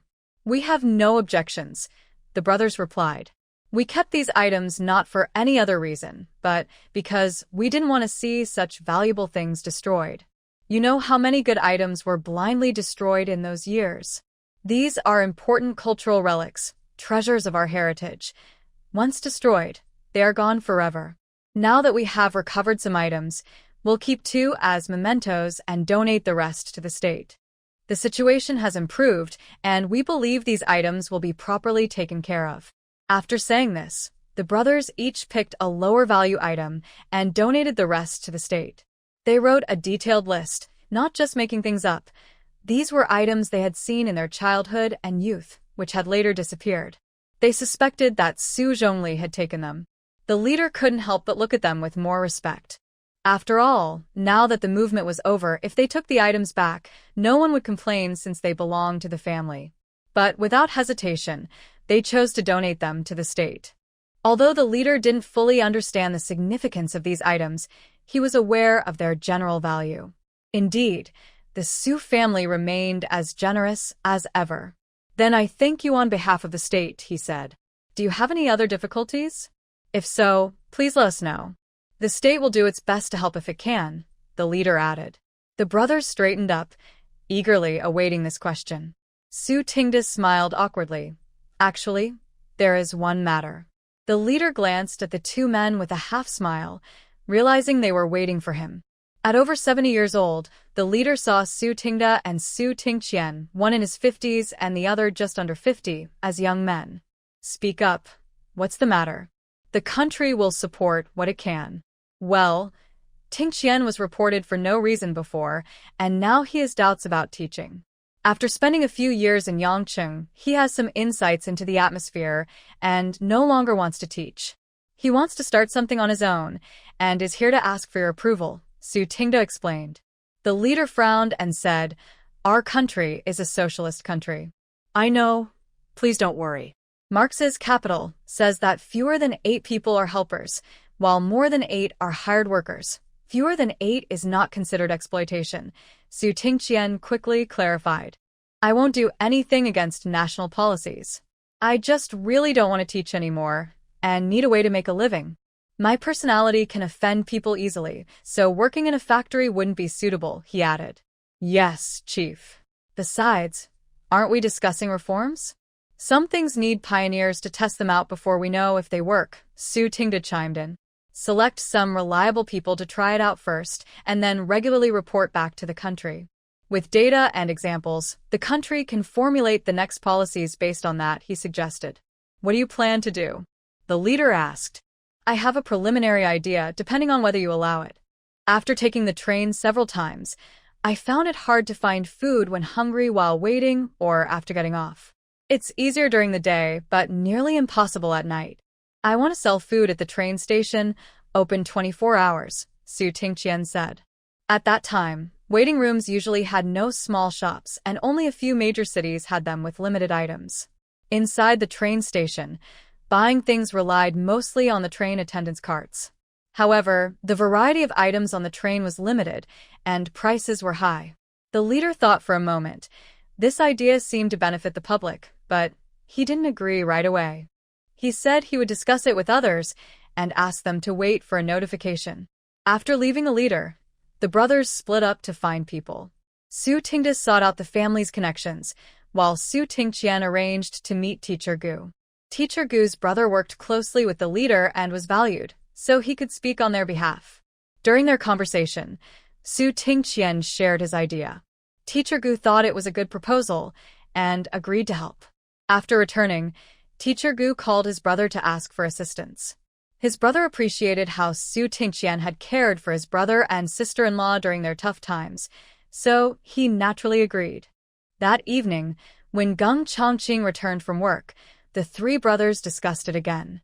Su Tingda had a job and limited time in the capital, so it was best to get the approval quickly. At that moment, Geng Chongqing remembered that Elder Jiang and Elder He were working in a state council task force related to the next phase of development. He planned to contact them the next day to see if they could help push the idea forward. Elder Jiang and Elder He were among the few elderly people helped by Lu Boming. Elder Jiang had previously been the secretary in the capital, while Elder He had worked in the Ministry of Foreign Affairs. After their rehabilitation, they joined a task force in the State Council. Since they had previously sought Geng Chongqing's help for Lu Boming, he was somewhat familiar with their situation. The next day, Geng Chongqing met with both of them. Coincidentally, someone in their task force had also proposed a similar idea. Given that it was related to the granddaughter of their benefactor, they readily supported it. With the influence of the task force, within 3 days, Su Tingqian received the stamped approval. The brothers were very happy and decided to fly back to Yangcheng the next day to avoid any delays. Before leaving, they went to the compensation office to ensure the 50,000 yuan was transferred directly to Su Tingqian in Yangcheng. Starting a business definitely requires capital. Su Tingqian had spent most of the money he saved while working in Yangcheng during his time in Haisher. This time back home, they bought big items, funded by his daughter and son-in-law. Meanwhile, in Haisher, after Su Tingda and Su Tingqian went to the capital, the family planned to stay in Haisher for a few more days and return to Yangcheng around the 7th or 8th day of the new year. The 2 kids were not yet in school, and Lu Chongzheng was on a month-long family leave, while others had winter vacations, so they had plenty of time. They planned to explore Haishi's department stores and buy some things to take back. Although Yangcheng had good products, Haisher, being the most industrially prosperous city, had its advantages. Although Yang Seon didn't want to get too involved with her family, it was impossible not to contact them while attending university in Haishur. After the winter break started, she had stayed at school under the pretext of studying until just before the new year, when she had to go back. Otherwise, it would be unreasonable. At that time, conditions were tough, and many students from farther away with poor living conditions often stayed behind during breaks to save on travel costs. So, many students remained at school to study. Although Yang Seon returned home, she didn't want to stay there. She mostly met up with her university classmates to hang out. One day, Yang Seon arranged to shop at the department store with her classmates. While browsing, she unexpectedly ran into Soo Mo and her family. Seeing Soo Mo made Yang Seon's heart race. Soo Mo looked almost unchanged, perhaps even more beautiful than before. Wearing stylish shoes and a long wool coat, her stunning face seemed to glow, attracting everyone's attention. The two little children beside her were likely her kids, looking adorable as well. Most striking was the tall, handsome officer next to her, gently talking to Soo Mo while carrying bags. Yang Seon had thought Soo Mo married a countryman, and even if he was an officer, he would be a rough, uneducated man. She never expected him to be such an outstanding person. In contrast, even though she was only a year older than Soo Mo, she felt like she looked 10 years older. Plus, she was divorced, now a second-time bride. At that moment, Yang Seon felt her self-esteem plummet. Why? Soo Mo had fallen into the mud, yet managed to rise to such a high position? Was she naturally inferior to Soo Mo? Her classmates noticed Yang Seon suddenly freeze, her expression twisted, and were startled. Seon, what's wrong? Are you feeling unwell? Yang Seon snapped back to reality and quickly looked down. I'm just a bit uncomfortable in my stomach. I need to go to the restroom. With that, she hurried away. She couldn't face Soo Mo like this, especially not in such a pitiful state. When she went to Yangcheng, Soo Mo's mockery still echoed in her ears. She couldn't let Soo Mo see her like this. She had to work hard and build a good future, so she could return to Soo Mo one day as a winner, proving that without the Soo family, Yang Seon was just as capable. Soo Mo hadn't noticed Yang Seon at first, but her keen hearing caught someone calling Seon, and she instinctively looked over, seeing Yang Seon hurriedly walking away with her head down. Soo Mo smirked. It was quite amusing. Yang Seon didn't dare to face her, but was still wearing the wool coat she had given her. When Soo Mo looked over, Liu Changjing asked, "Do you know her?" He had been facing Yang Seon but noticed her unfriendly gaze. Yang Seon's daughter, Yang Soo-yoon, Soo-mo replied. Liu Changjing snorted, realizing it was that family, which explained a lot. This person has bad intentions. Don't let my wife associate with her in the future. He had heard from his mother-in-law that this person used to be his wife's childhood friend, and he didn't want her to get close again. From the look in her eyes earlier, it seemed she was jealous of his wife. Soo Mo shot him a glare. Do I look like an easy target? Liu Changjing grinned. My wife is definitely not. By this time, the two children had already walked far away, so the couple hurried to catch up, ignoring the earlier incident. Soo Mo heard from Zheng Ling's youngest daughter that Yang Seon had gotten divorced and even got into college. Soo Mo was amazed by the twists in the story. Despite everything, the main character still followed her original path. If things went according to the story, Yang Seon would likely achieve great success in the future. Who knows, they might even have a showdown someday. Letting things unfold as they may, they would deal with the future later. For now, they needed to focus on the present. As long as the Soo family stood tall, all problems would seem minor.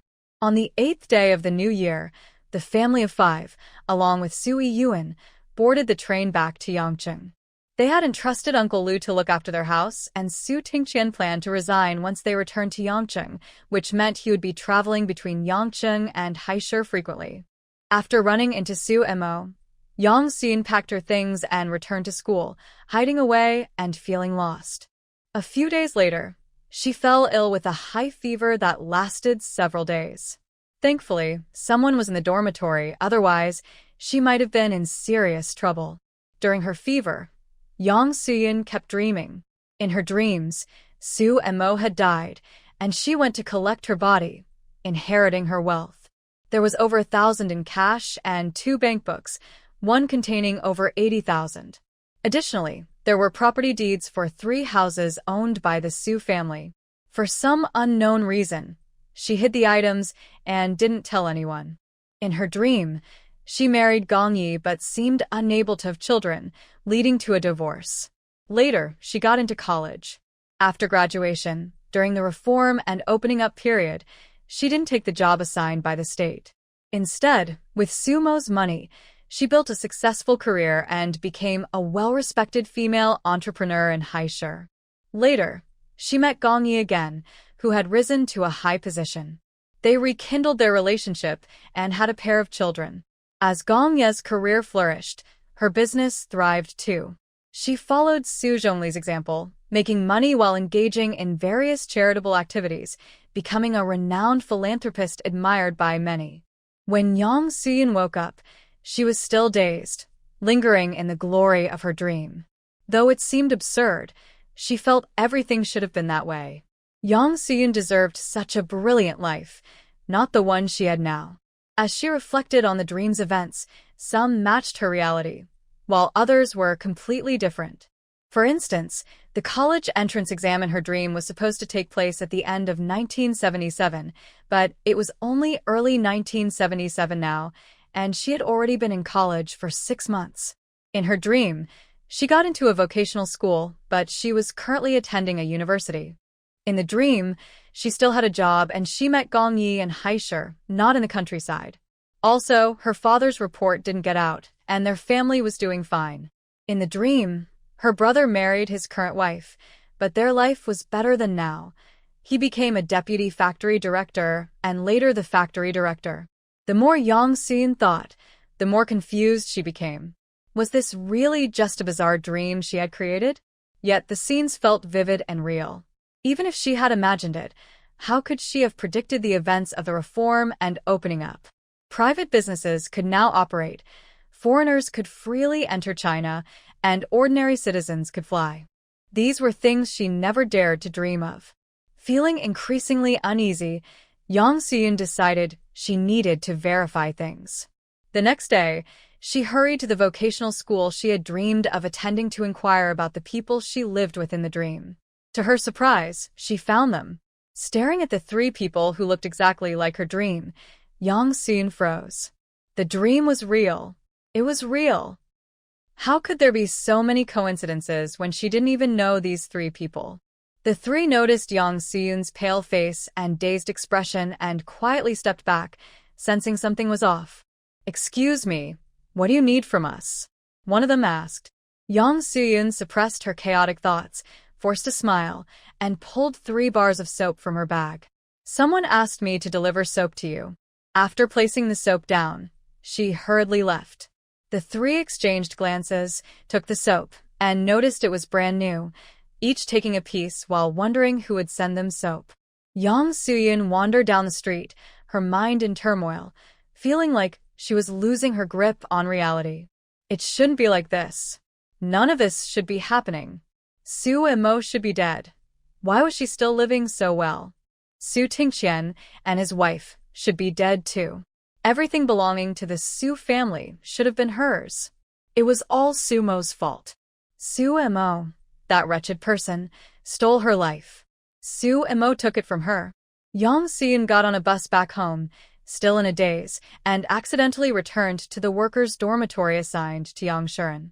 It wasn't until she noticed the strange looks from everyone that she realized her mistake and rushed back to the cramped apartment of Zhou Qiuying. When Zhou Qiuying returned from work and saw her daughter sitting there with a gloomy face, she was startled. "Suyin, what's wrong?" "Su and Mo stole my things," Yang Suyin said through gritted teeth. Zhou Qiuying was taken aback. What could Su and Mo have stolen from them? But she still asked, "What did she steal from you?" "She stole my life. It shouldn't be like this. The one who should be dead isn't my dad. It should be Su and Mo, Su Tingqian, and Mo Yulong and the rest of the Su family. The Su family should be destroyed." Yang Suyun was becoming hysterical. Zhou Qiuying was shocked and quickly covered Yang Xiyun's mouth, scolding, "Be quiet. What are you going crazy for? You're fine. Why curse others?" It was hard won that the Su family had stopped bothering them. She didn't want this foolishness to bring trouble back. Yang Xiyun forcefully pushed Zhou Qiuying's hand away. "What I'm saying is true. The Su family deserves to be ruined. The Su family's houses, their money, everything about them should belong to me." Yang Suyun shouted. Seeing the madness in Yang Xiyun's eyes and her wild talk, Zhou Qiuying slapped her face. "Have you lost your mind?" When she saw Yang Xiyun still acting crazily, she slapped her again, both slaps hard enough to make Yang Xiyun's face swell. "Are you awake now?" Zhou Qiuying's two slaps were like cold water poured over Yang Xiyun's head, instantly extinguishing her furious spirit. She slumped weakly onto the chair. Zhou Qiuying poured a glass of water for Yang Xiyun. After she drank it, Zhou asked, "What's wrong? Did something upset you?" "Mom, I had a dream." Yang Xiyun described her dream in detail to Zhou Qiuying. It was a long story, and before she knew it, she had talked for over an hour. Zhou Qiuying listened patiently, her lips twitching. "Dreams can't be real. A couple of years ago, I dreamed I got promoted to a director, but when I woke up, I still had to do what I always do." "Come on, Mom, don't think like that. Focus on your studies. It's rare to be a college student these days. Your future will be bright." "No, Mom, this is real," Yang Xiyun insisted, explaining how she had inquired about certain people at a vocational school. Zhou Qiuying pondered for a moment. "Maybe it's just a coincidence. You might have heard those names before and remembered them without realizing it." Yang Xiyun shook her head. "If it were just names, I could agree. But what about their appearances? I've never seen those people, yet they looked exactly like my dream. Maybe you saw them once, but didn't pay attention." "Mom, why don't you believe me?" Zhou Qiuying raised her hand to interrupt. "Xiyun, dreams don't count for anything. In your dream, you said you would take the college entrance exam at the end of this year, but it already happened last year. And you and Gongyu were different too. In your dream, you met in Haishur, but you actually met in the countryside. And the Su family situation is even more ridiculous. With their capabilities, how could they fall apart? Even if Su Tingqian's family faced trouble, Su Tingda's family wouldn't. The house and savings of the Su family belonging to you is just a fantasy. Even if the Su family really fell, you wouldn't get those things. Besides, even if Su Mo had really passed away at that time, it wouldn't be your responsibility to handle it. How is that impossible?" Yang Suyun argued. "At that time, I had just written to Su Mo. How much do those people in the countryside know about a new educated youth like her? They must have sent me a telegram. Su Tiqian and his wife loved Su Mo so much. If she died, they would be heartbroken. How long could they endure such a difficult life?" In the dream, Su Tiqian and his wife fell ill shortly after hearing about Su Mo's death. They would be struggling, and Su Tingda would definitely try to help them. Those people would use tricks to bring Su Tingda down. Once he faltered, wouldn't the Su family be finished? Zhou Qiuying felt a pang in her heart. There seemed to be some truth to that. But she couldn't show agreement. It's said that daughters take after their fathers, and Suyun was just as stubborn as her father, often acting without much thought. The family was slowly improving, and she couldn't let her daughter ruin it. So if there's a problem with Su Mo, if she had died on time, then the situation. Enough, Suyun. This is just your speculation. The Su family can't be that foolish. They wouldn't easily fall apart. Even if Su Mo really drowned as you dreamed, would that mean everything would come to you? Wouldn't the people at the educated youth station search her suitcase? With so much money, who wouldn't be tempted? They wouldn't just wait for you to take it back. Yang Suyun fell silent. Besides, Su Tingqian and his wife are in a tough spot. Who would want to deal with people from the cowshed? Those people probably don't even know their relationship with Su Mo. Why would they kindly inform him that his daughter drowned? That doesn't make sense. Yang Xiyun was quiet. In her dream, it seemed she had written to inform Su Tingqian and his wife. But who would dare to openly write to someone in the cowshed a few years ago? That would just bring trouble. This dream probably means you're under too much stress. You think about things during the day and dream about them at night, Zhou Qiuying said. I still believe it's real, Yang Suyun said stubbornly. Just wait. By the end of 1978, the reform and opening up will begin. By the end of 1978, educated youth will start returning to the cities. In February 1979, there will be war in the southern border of the country. When these things happen, you'll believe me. If you don't believe that, you'll definitely believe me when I remarry Gong Yi. At first, Zhou Qiuying was hesitant, but by the end, she was completely unconvinced. Suyun, there's something I haven't told you. Gong Yi got married last September to someone from a family that matches his. What? Yang Suyun jumped up. That's impossible. In my dream. You said it yourself. It was a dream. In reality, Gong Yi has remarried, and he might even have children by now, Zhou Qiuying added, trying to wake her daughter up. No, this isn't right. It shouldn't be like this. How did she and Gong Yi remarry in her dream? Right, that man helped her. In the dream, he was a rare confidant. She needed to find that man. As long as she found him, her life would improve. At that moment, where was that man? Yang Suyun suddenly felt deflated. In the port city, that man was still there, and since the reform and opening up hadn't happened yet, he couldn't come over. Stop overthinking, it was just a dream. Stay home for a few days, and I'll make you some calming medicine. When school starts, focus on your studies, Zhou Qiuying comforted her before getting up to cook. After listening to her daughter for so long, it was almost 8 o'clock, and they still hadn't eaten. The day after Su Mo and the others returned to Yangcheng, Su Tingqian and Su Tingde came back. It was now February 27th, and the start date for key universities was early March. Su Mo's school started on March 3rd, Su Tingqian's school on March 5th, and Su Yuan's on March 10th. With only a few days left before school started, Su Tingqian and his wife hurried back to school, one to resign and the other to find a job. As a university professor, Su Tingqian couldn't sell his position. He could only resign.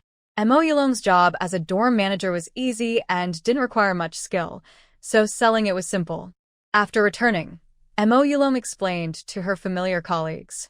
She said she needed to resign because her daughter's sister-in-law was going to college, and there was no one to take care of her 2 grandsons. To support her daughter's education, she had to sell her job to help take care of them. Her colleagues felt sorry for Mo Yulong and contacted their relatives and friends who needed work. That same day, 3 people came to inquire. In the end, Mo Yulong sold her job for 900 yuan. After receiving the money, Mo Yulong immediately went to the logistics office to transfer the job. The dorm manager position was easy and not tiring, with a monthly salary of over 30 yuan, similar to an office job, and it was quite popular. Mo Yulong quickly took care of that, but Su Tingqian encountered some problems.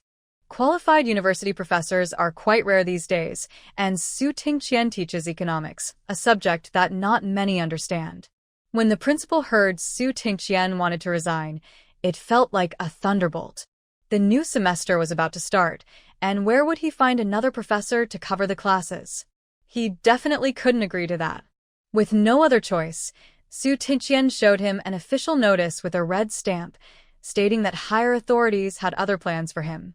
The qualified university professors are quite rare these days, and Su Tingqian teaches economics, a subject that not. In the end, he still did not agree, saying that even if the leaders had other arrangements, Su Tingqian needed to finish the course handover before leaving. After some debate, they reached a consensus. Su Tingqian must complete his teaching for the semester. The principal also had a semester to request a new teacher from the education department. Once their goals were set, Su Tingqian happily left. After the college entrance exams resumed, the country began to value education again. However, during that time, many teachers couldn't cope, leading to a severe shortage of teaching resources. Su Tingqian estimated that if things continued normally, it would take him at least a year or 2 to leave. Only by taking drastic measures could he leave quickly. As for resigning immediately, Su Tingqian never considered it.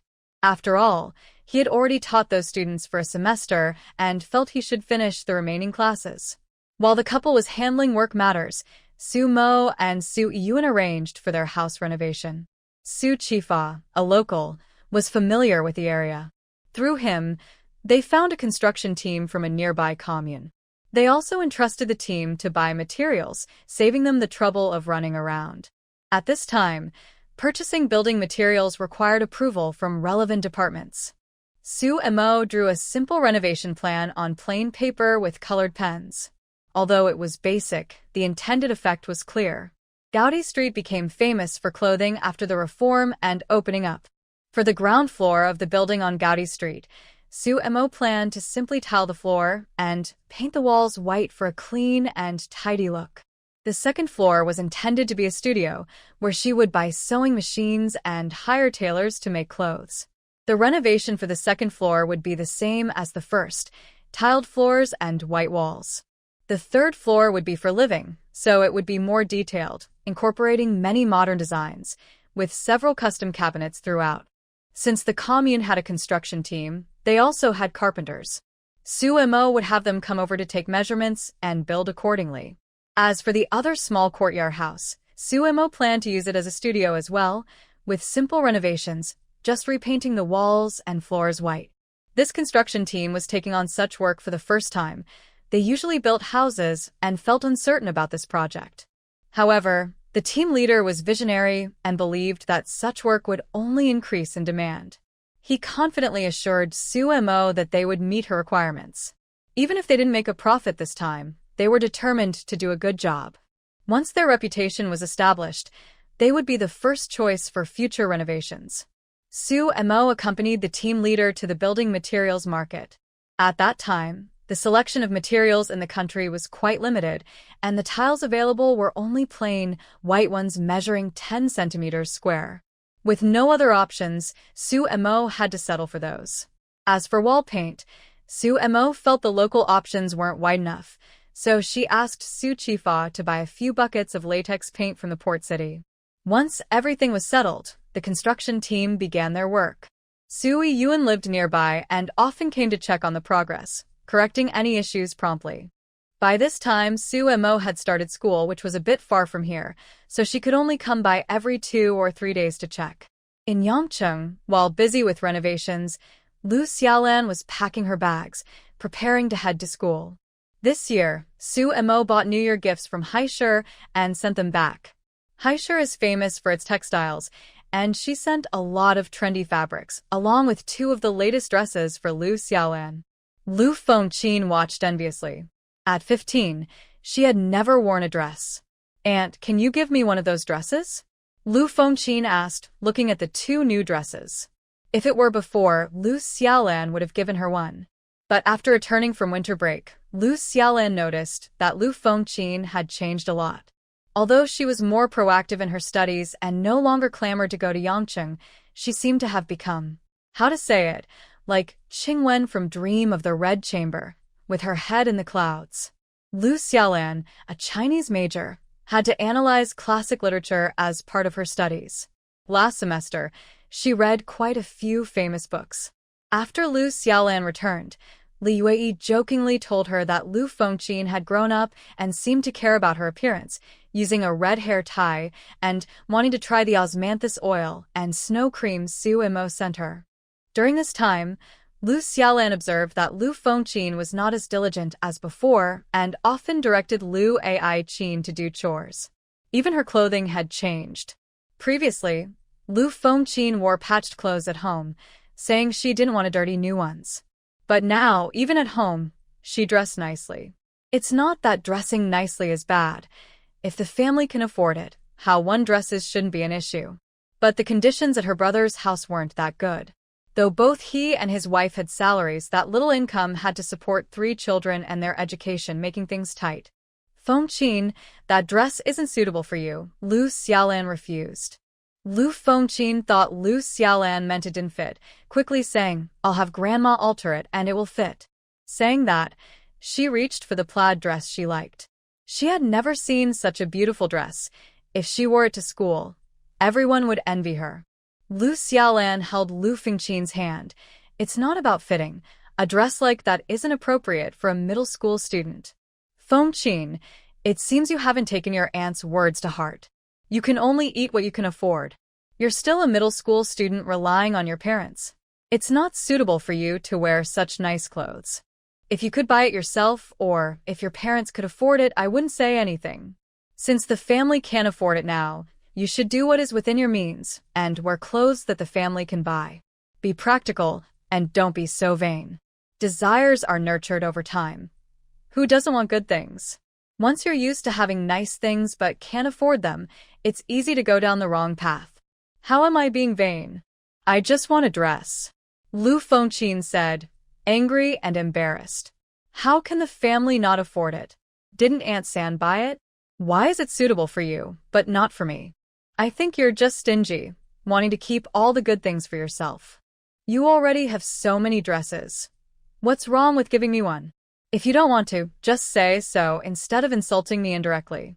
After saying that, Lu Fengqin ran out in tears. What happened? Li Yue went to the family that makes good soy sauce in the village to get some, so she asked Lu Xiaolan to take it to school to eat with vegetables. When she returned, she saw Lu Fengqin running out crying. Lu Fengqin ignored Li Yue and ran home, lying on the bed and crying loudly, as if something terrible had happened to her. Did you say something to her again? Li Yue asked after entering the room. Lu Fengqin was the niece that Lu Xiaolan had taken care of the most. While she only looked after Anan for 3 years, she had cared for Lu Fengqin until she was 6 or 7, so their bond was naturally strong. Seeing the child grow up like this pained her, and during the holidays, she tended to be stricter. As the saying goes, the deeper the love, the harsher the criticism. To correct Lu Fengqin, Lu Xiaolan, who was usually lenient with children, inevitably became stricter. Mom, Fengqin really needs to be managed well, otherwise, she will go astray. Li Yue sighed. She had mentioned it a few times before, but since the eldest couple hadn't expressed their opinions as a grandmother, she felt it was better not to say too much to avoid being accused of favoring boys over girls. I'll find a time to talk to your brother, Li Yue said. Lu Xiaolan thought for a moment. No, I'll talk to Grandpa and let him speak to my brother. What their mother said would likely be forgotten by her brother in a few days, but when Grandpa spoke, it was different. At noon, after Lu Qing'an and Lu Boming returned, Lu Xiaolan told Lu Boming about the situation.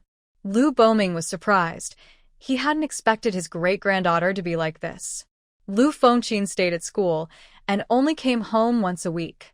She didn't often visit Lu Boming, and as a man, he couldn't constantly pay attention to his 14 or 15-year-old great-granddaughter, so he really didn't know how she had changed. Moreover, as girls grow up, they tend to become more self-conscious, so even if there were some changes, he hadn't paid much attention. After lunch, Lu Boming called Lu Xingjuan into the room. I heard Fengqin crying this morning. What's going on? Lu Boming asked. Her aunt scolded her a bit. Kids have strong pride, and she couldn't take it, so she cried, Lu Xingjuan said dismissively. Fengqin is 15 now, right?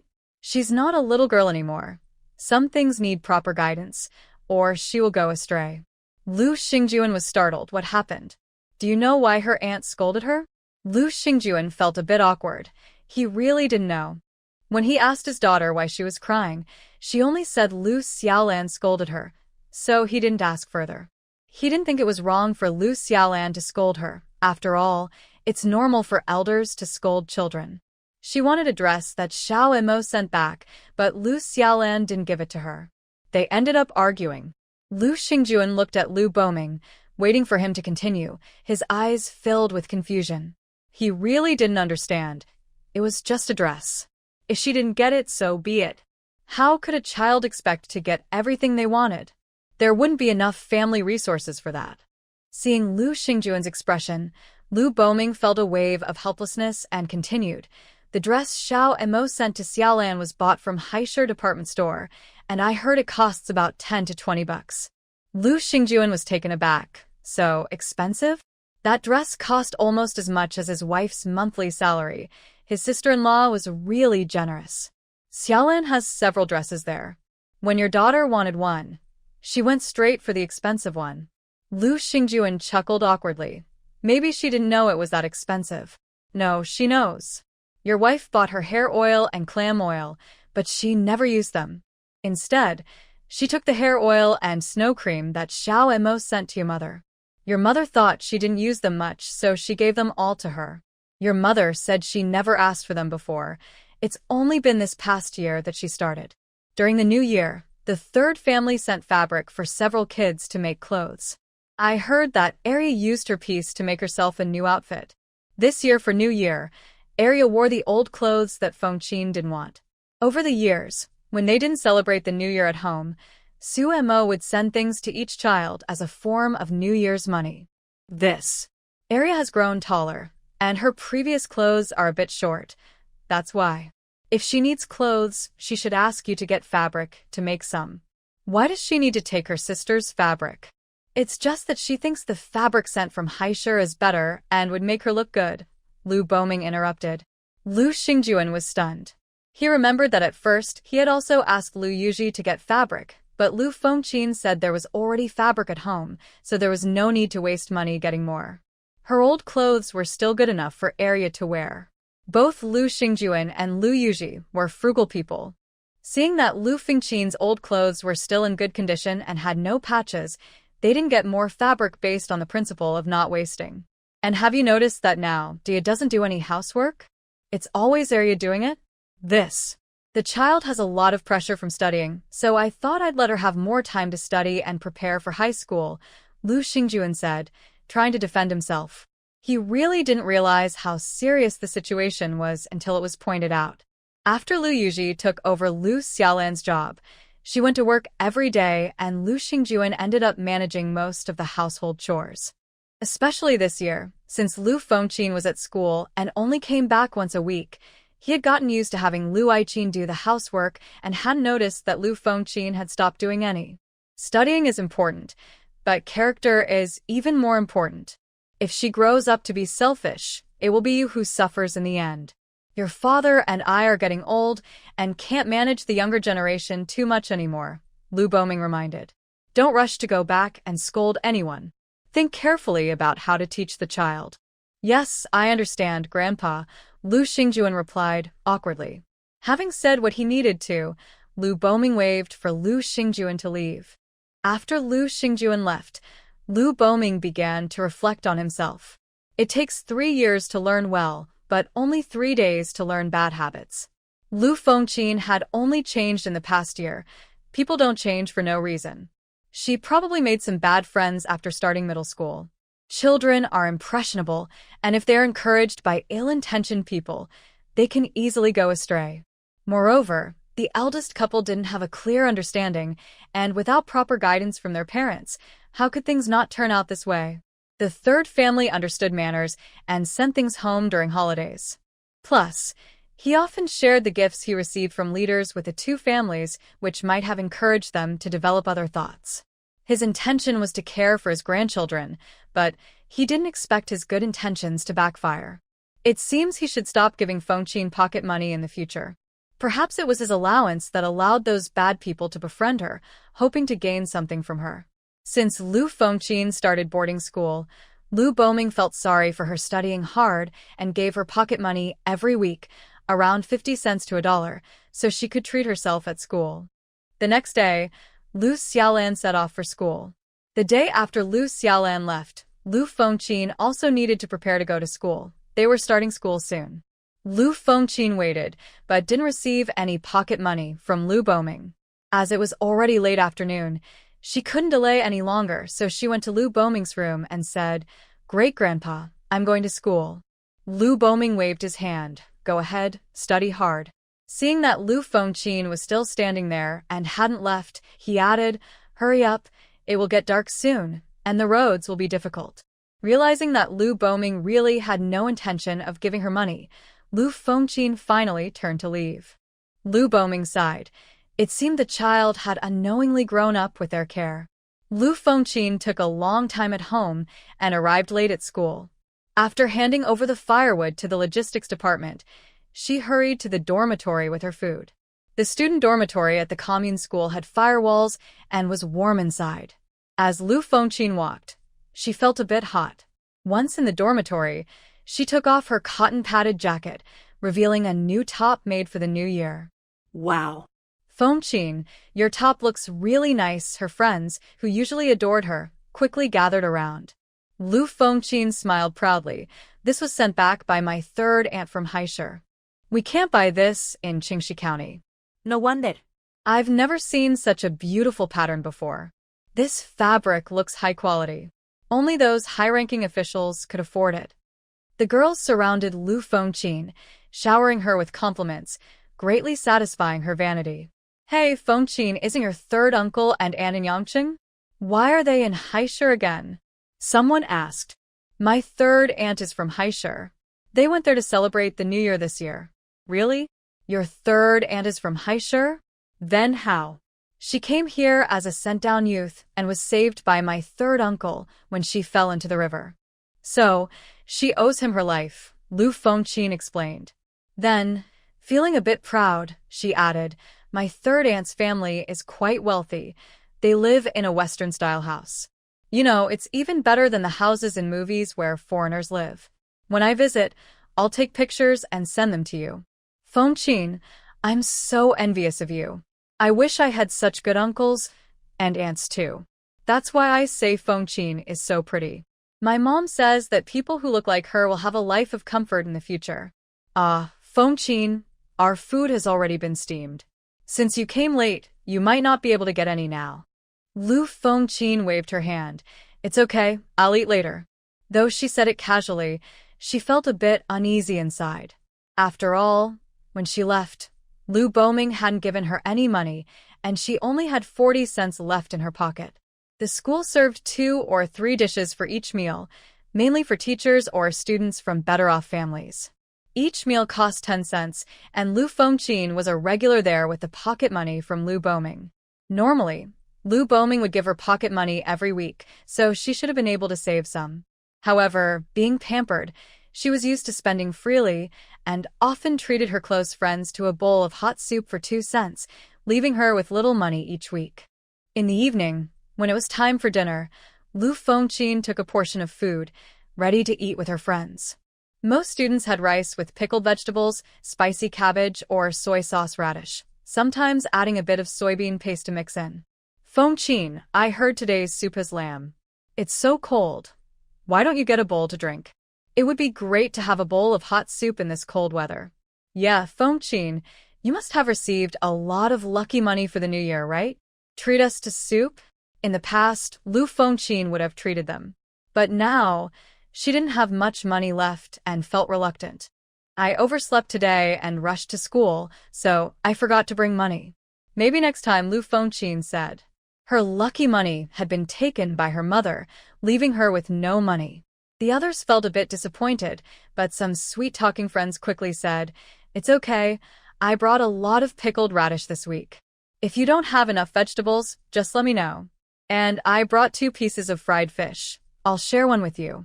My mom makes really good soybean paste. I'll share half with you later.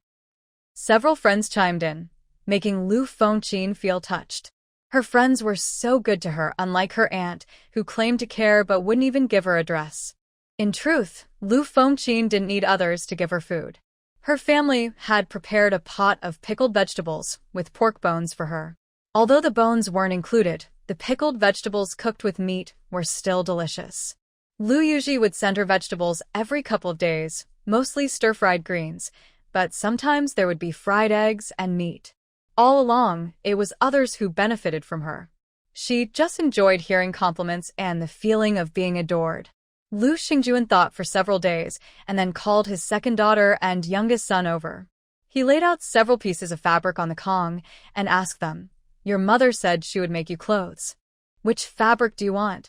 The nice fabrics were borrowed from Li Yue, while some lesser quality ones were taken from Lu Yuji. Didn't we just get new clothes for the new year? Why are we making more? Lu Guoqiang asked. Now that he was 10, he understood more. Usually, the family only made 2 new outfits a year, one for the new year and one for summer. Your mother said if you behave well, she would make you an extra one this year. Really? Lu Guoqiang was thrilled and pointed to a military green fabric. I want this one. Why? I like this color. I want to be a soldier in the future. Arya, your brother chose first. Which one do you want? Lu Ai-chin looked around and finally chose the floral twill fabric. These fabrics are pretty. Why not choose from those? Lu Xingjuan pointed to the ones borrowed from Li Yue.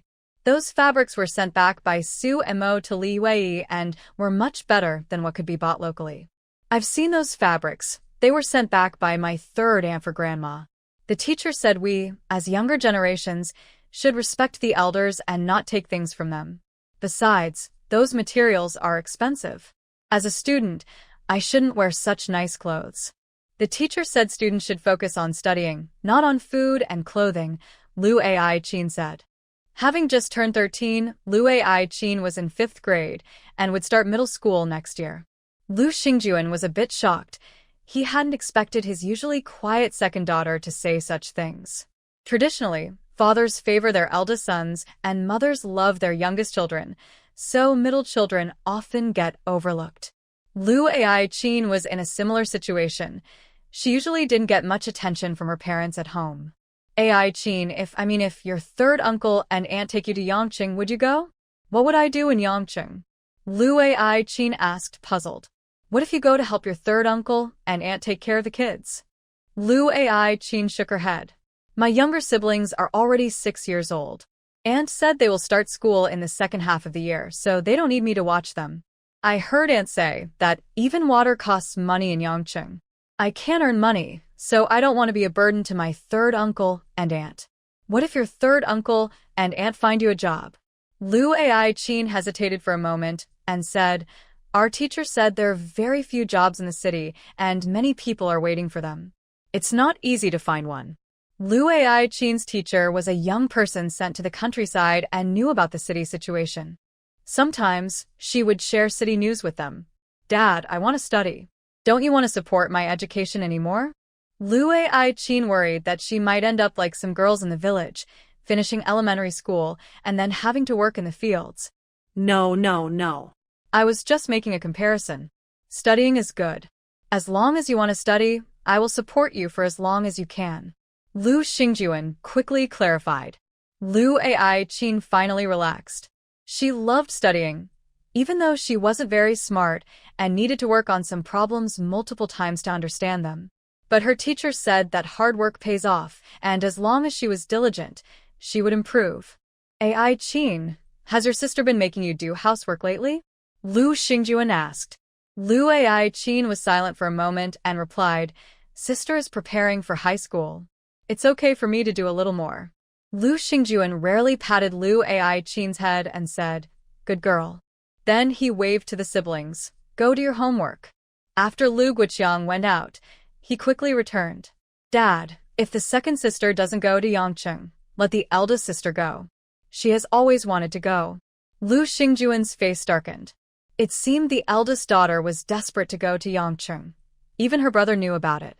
No one from our family will go to Yangqing. If your eldest sister wants to go, she can only go if she gets into college on her own. What? Do you want to go to Yangqing too? Lu Guoqiang shook his head vigorously. I don't want to go. I want to stay with Mom and Dad. No matter how good Yangqing is, it can't compare to being with them. Just thinking about being away from his parents for years made Lu Guoqiang very unhappy. What was wrong with home? They lived in a nice brick house, had enough to eat and wear, and many friends he had grown up with. He didn't want to leave. He really didn't understand why his sister wanted to go, and why she asked him to tell their parents that she would send money back to him. He didn't believe it. His sister couldn't save money better than he could. Grandpa gave her so much pocket money every week, and she spent it all. Last year, she even borrowed 20 cents from him. Seeing Lu Xingjuan's displeased expression, Lu Guoqiang quickly slipped away. Lu Xingjuan sat on the Kong, feeling a bit down. The two younger ones were fine, so why was Feng Qin like that? Where did the problem lie? That evening, when Lu Yuji came home from work, Lu Xingjuan shared his concerns with her. After listening, Lu Yuji felt a jolt in her heart. Could it be her daily nagging at Lu Fengqin that got through to her? When Lu Fengqin was in the first year of middle school, she was a day student. Every morning, Lu Yuji would take her to school and bring her back in the evening. That journey took over half an hour, so mother and daughter would chat the whole way. After Lu Yuji started working at the supply and marketing cooperative, she realized the benefits of having someone in the family succeed. She often reminded Lu Fengqin to keep in touch with her successful third uncle and aunt, as they could help her in the future. Over the years, Lu Yuji had sent many things to Yangqing. Whenever they found good mountain goods, she would send the best to Yangqing. Naturally, the third family also sent things back generously. Lu Yuji thought back and couldn't recall saying anything wrong. Isn't it common for some family members to succeed while others don't? Otherwise, why would we call them siblings? Suewa's son, Lu Xingyo, even helped his older brother find a job. They understood the third family's work and tried not to bother him. But when they needed help, they still hoped he could lend a hand. They say a family thrives when everyone does well, not just one person. Only when everyone is doing well can the family prosper. The older generation didn't expect much from the third family, but the younger generation hoped that their uncle would help them. When the nephews and nieces succeed, it would also benefit the third family and his 2 children, right? Seeing Lu Yuji sitting there without saying anything, Lu Xingjuan suddenly realized, "Did you say something to the eldest daughter?" "What could I say? Am I the kind of person who can't see clearly? You've seen how I've treated the third family over the years. Whenever there's something good, don't I send it to them? Look at the second family. How much have they sent? Don't be ungrateful." Lu Yuji had developed good speaking skills during her years at the cooperative, and she immediately responded. Fengqin is probably going through her teenage years. Didn't the third family say that kids become rebellious during this time? I'll talk to her when I bring her vegetables in a few days and explain things to her. Xiaolan is really something. As an aunt, it's just a skirt. If she doesn't give it, so be it. Why make such a big deal out of it and disturb the peace at home? Lu Xingjuan was unhappy to hear this. Is it just about a skirt? You need to speak with some conscience. Everyone sees how Xiaolan treats Fengqin. When Fengqin was little, she was always with Xiaolan. After Xiaolan started working, she bought her many things. The things Xiaolan bought for Fengqin over the years could buy several skirts. If it were just about one skirt, would she be so reluctant? The problem is that your daughter is too ambitious. There are so many skirts available, yet she doesn't want the old ones and insists on the newest and most expensive one. That skirt costs over 10 or 20 yuan. Is that something a middle school student can afford? Does she want everything to be the best? How much of a salary do you have to buy for her? She's just a child. How would she know that skirt is so expensive? She just thinks it looks nice. What girl doesn't love pretty things? Does it need to be such a big deal? Lu Yuji was also a bit angry. When she came home and heard Lu Fengqin say that Lu Xiaolan scolded her for being vain, she felt unhappy. But thinking that her sister-in-law was a college student, she held back. A young girl who loves beauty should know her limits. She's 2 years older than Arya. If Arya understands this, can't she? Today, I let Arya choose fabric, and she knows that as a student, she doesn't need to wear such nice clothes. Students should focus on studying, not on what they wear. The eldest daughter wants to wear good clothes and use good things, and even goes to her grandma to ask for lotion and hair oil. Lu Xingjuan and his wife argued for most of the night over Lu Fengqin's issue. Although they lived in separate houses, they were in the same courtyard, so others could hear them. Li Yue didn't intervene. When it came to raising children, if the eldest couple disagreed, it was uncertain whether they could correct their mistakes, and the younger two would worry about being misled again. The situation in Lu family village was unknown to Lu Changzheng and the others far away in Yangqing. At this moment, Lu Changzheng was negotiating with staff at the Yangqing train station alongside Su Tingqian. Although Su Tingqian couldn't resign yet, Mo Yurong had already left her job. Since he had previously assured his leaders, he needed to quickly implement the necessary preparations. Once this matter was opened up, there would definitely be keen individuals who would catch wind of it. The country was collecting reference data, and it wouldn't just involve their family. They needed to seize the opportunity quickly. Director Jean, in charge of the Yangqing train station, hadn't anticipated this situation, But when the other party presented a document with a red stamp, he had no choice but to cooperate. Director Jean examined the document carefully and asked uncertainly, "Professor Su, did the leaders really say to set this up at our train station?" After all, the document only stated that the Su family was allowed to engage in small-scale business activities to support a specific national pilot project.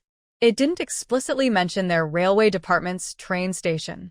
This document was obtained by the Su brothers through various connections to gain more autonomy, allowing for a wide range of operations. The leaders said we need to address people's livelihoods first and the train station. Su Tingqian explained the issues they discovered. Director Jean nodded. They were aware of these problems too, which is why their train station already had a small shop.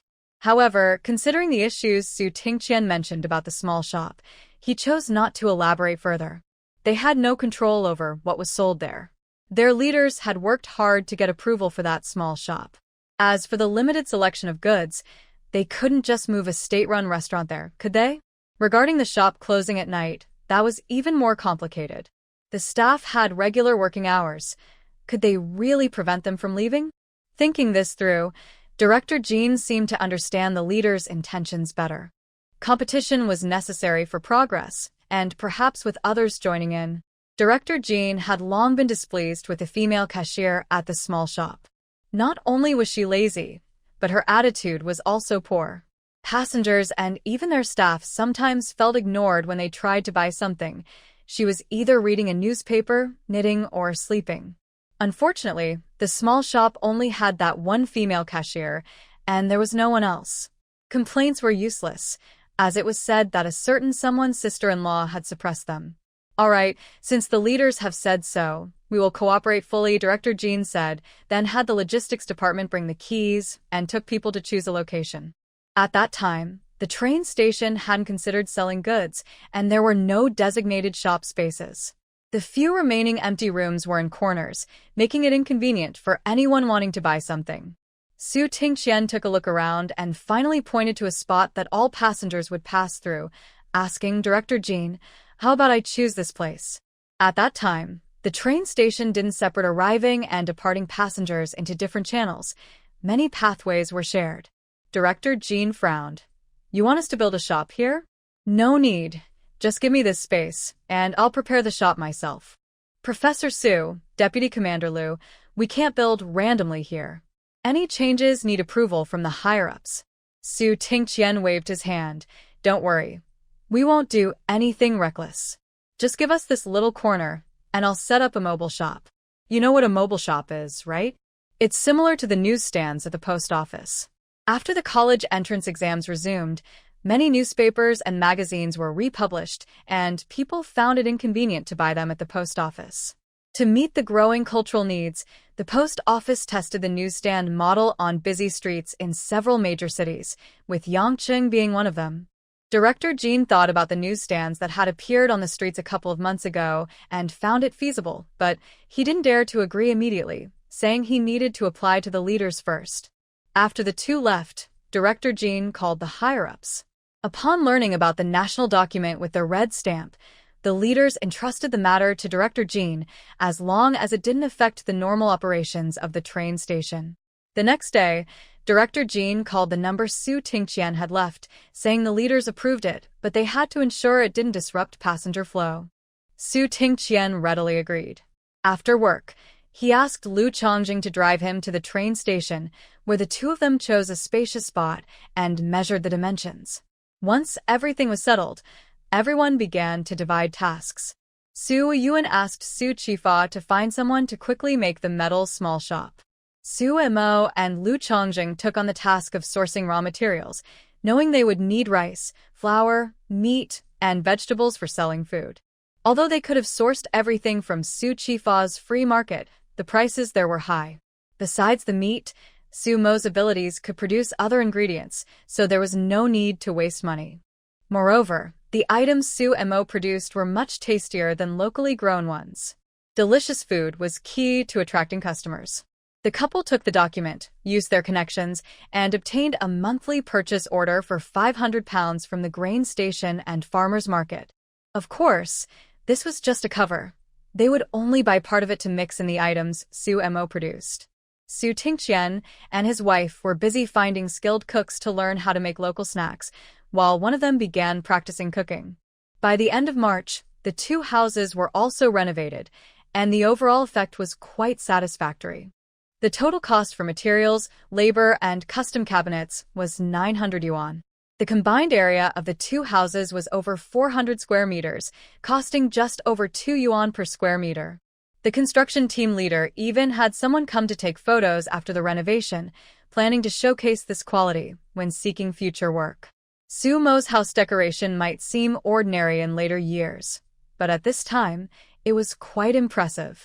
In early April, the freezers ordered from Port City arrived, 2 in total, costing over 1,000 each, totaling more than 2,000. The custom-made metal small shop was also completed, costing over 200 yuan, which could build a house in the countryside. With everything ready, everyone busied themselves preparing for the opening. On April 10, 1977, Sunday, the first small shop of the Su family opened. The opening day was carefully chosen. On the 15th, the spring trade fair began, attracting many visitors to Yangcheng, especially at the train station, which was bustling with people. In addition to the exhibiting companies and foreign merchants, many domestic representatives came to visit and learn.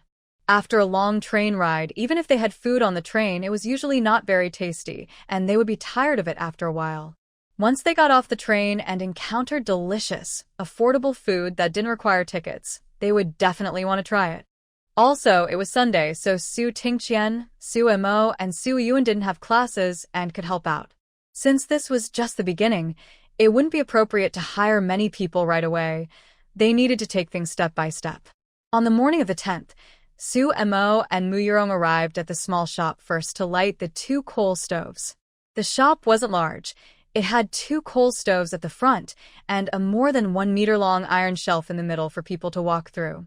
The left side was the door, and the right side had a gas stove with a 60 centimeters frying pan for making pancakes. It looked similar to this, but without any colorful menu posters, just a simple metal structure.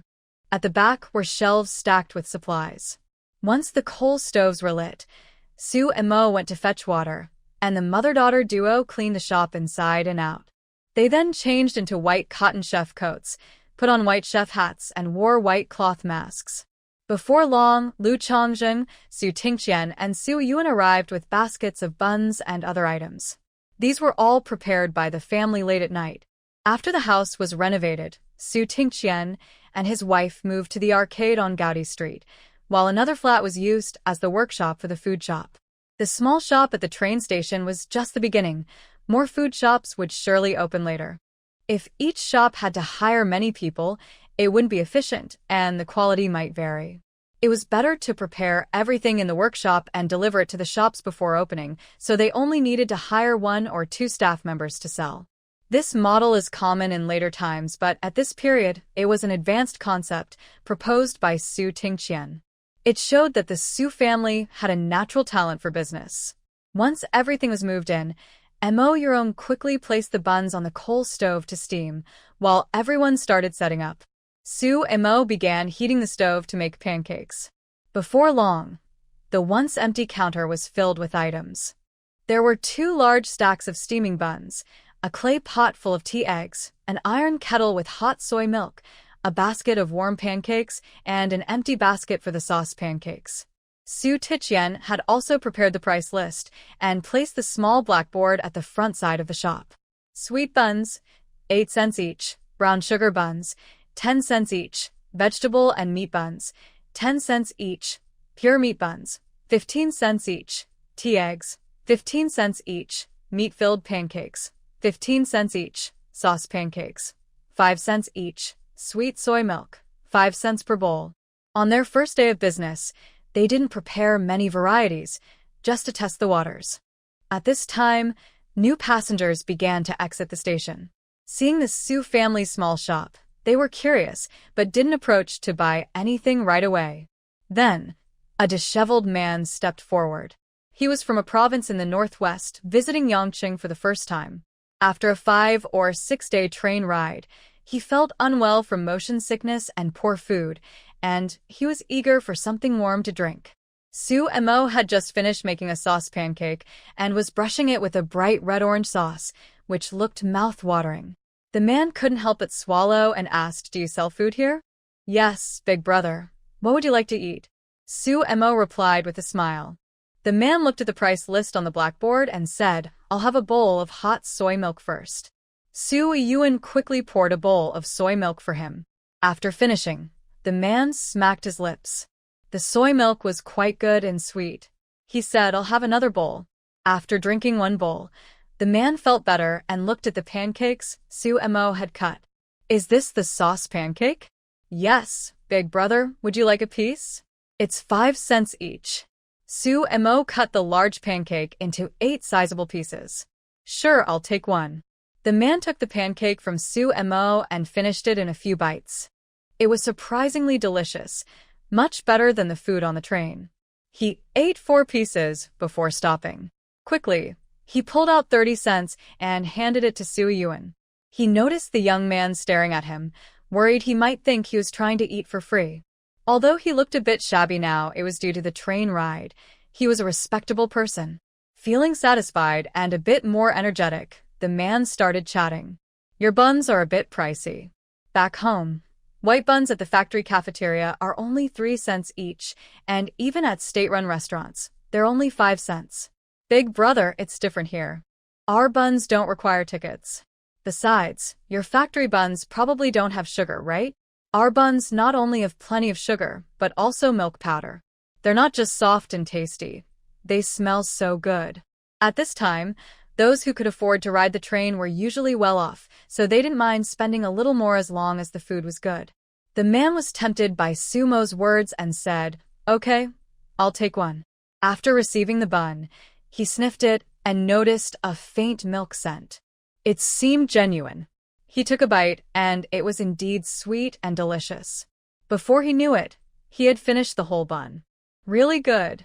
I'll take 2 more," he said, pulling out his lunchbox to fill. After paying, he took his food and left. With the first customer satisfied, more people began to approach. "What filling do you have for the vegetable and meat buns?"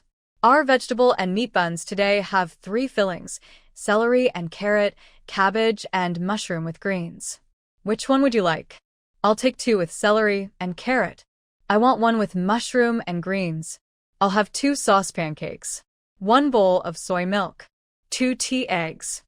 As the day grew brighter, more and more people arrived, and business at the small shop began to pick up. The 5 of them got busy. Su Mo and Mo Yurong served customers, Su Tingqian handled payments, Lu Chongjing made pancakes, and Su Yuan helped with washing dishes and pouring soy milk. Thanks to the generous portions and great taste, which were comparable to state-run restaurants, many customers bought extra to take with them. Most importantly, there were no tickets needed here, just cash, and they would sell as much as you wanted. Before noon, many items sold out, and Su Yuan and Lu Chongjing hurried back to the workshop to restock. Su Tingqian saw the customer flow and guessed that their stock might not be enough. When Lu Chongjing and Su Yuan returned with supplies, he asked Su Yuan to drive with him to find more help.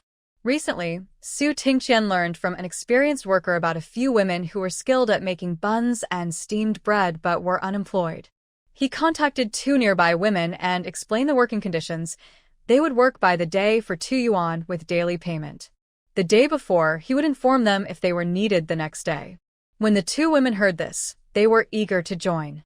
Regular workers only earned 30 to 40 yuan, so 2 yuan a day, though unstable, was better than nothing. At the workshop, Su Yuan started directing the 2 women. One kneaded dough, while the other chopped filling. Su Yuan himself began preparing the filling and mixing in sugar. He was also good at cooking, so he usually handled the filling and ratios. Although the 2 women could help, they were still strangers, and Su Tingqian wanted to be cautious about their reliability, so he decided to do most of the work himself for now. Once he felt comfortable with them, he would gradually let them take on more tasks. In the workshop, Su Yuan stayed to supervise while Su Tingqian drove to the library to pick up Zhangzhen.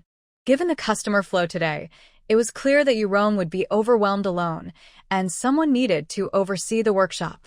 After getting the approval, Su Tingqian spoke with Zhang Zhen, hoping he could come help.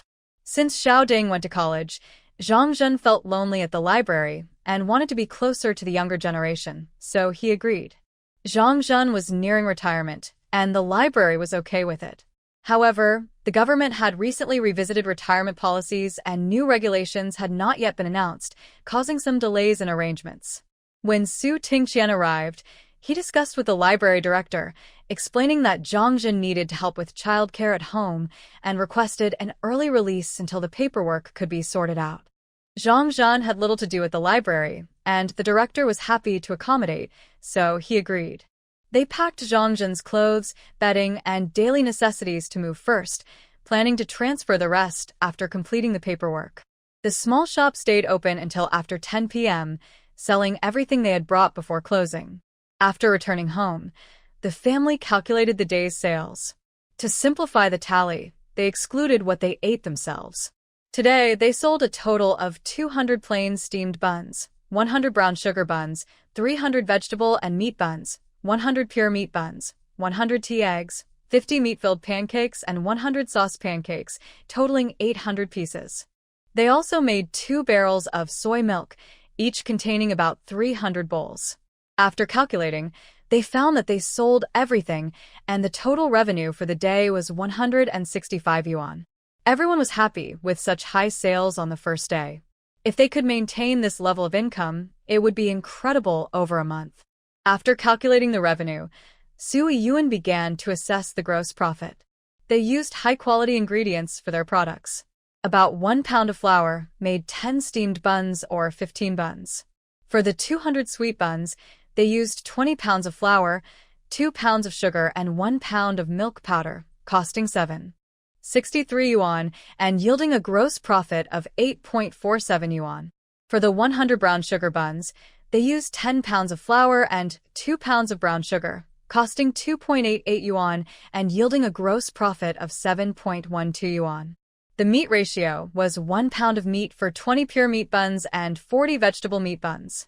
In total, they made 400 buns, using 28 pounds of flour, 13 pounds of pork, and 4 pounds each of celery, carrots, and cabbage, plus half a pound of mushrooms. They calculated the vegetable cost at 5 cents per pound, and the mushrooms were free from Lu's family. The total cost for the buns was 16 yuan, with a gross profit of 29 yuan. Egg prices had risen to 0.82 yuan per pound, with about 8 eggs per pound. For 100 eggs, weighing 13 pounds, the cost was 10.66 yuan, yielding a gross profit of 4.34 yuan.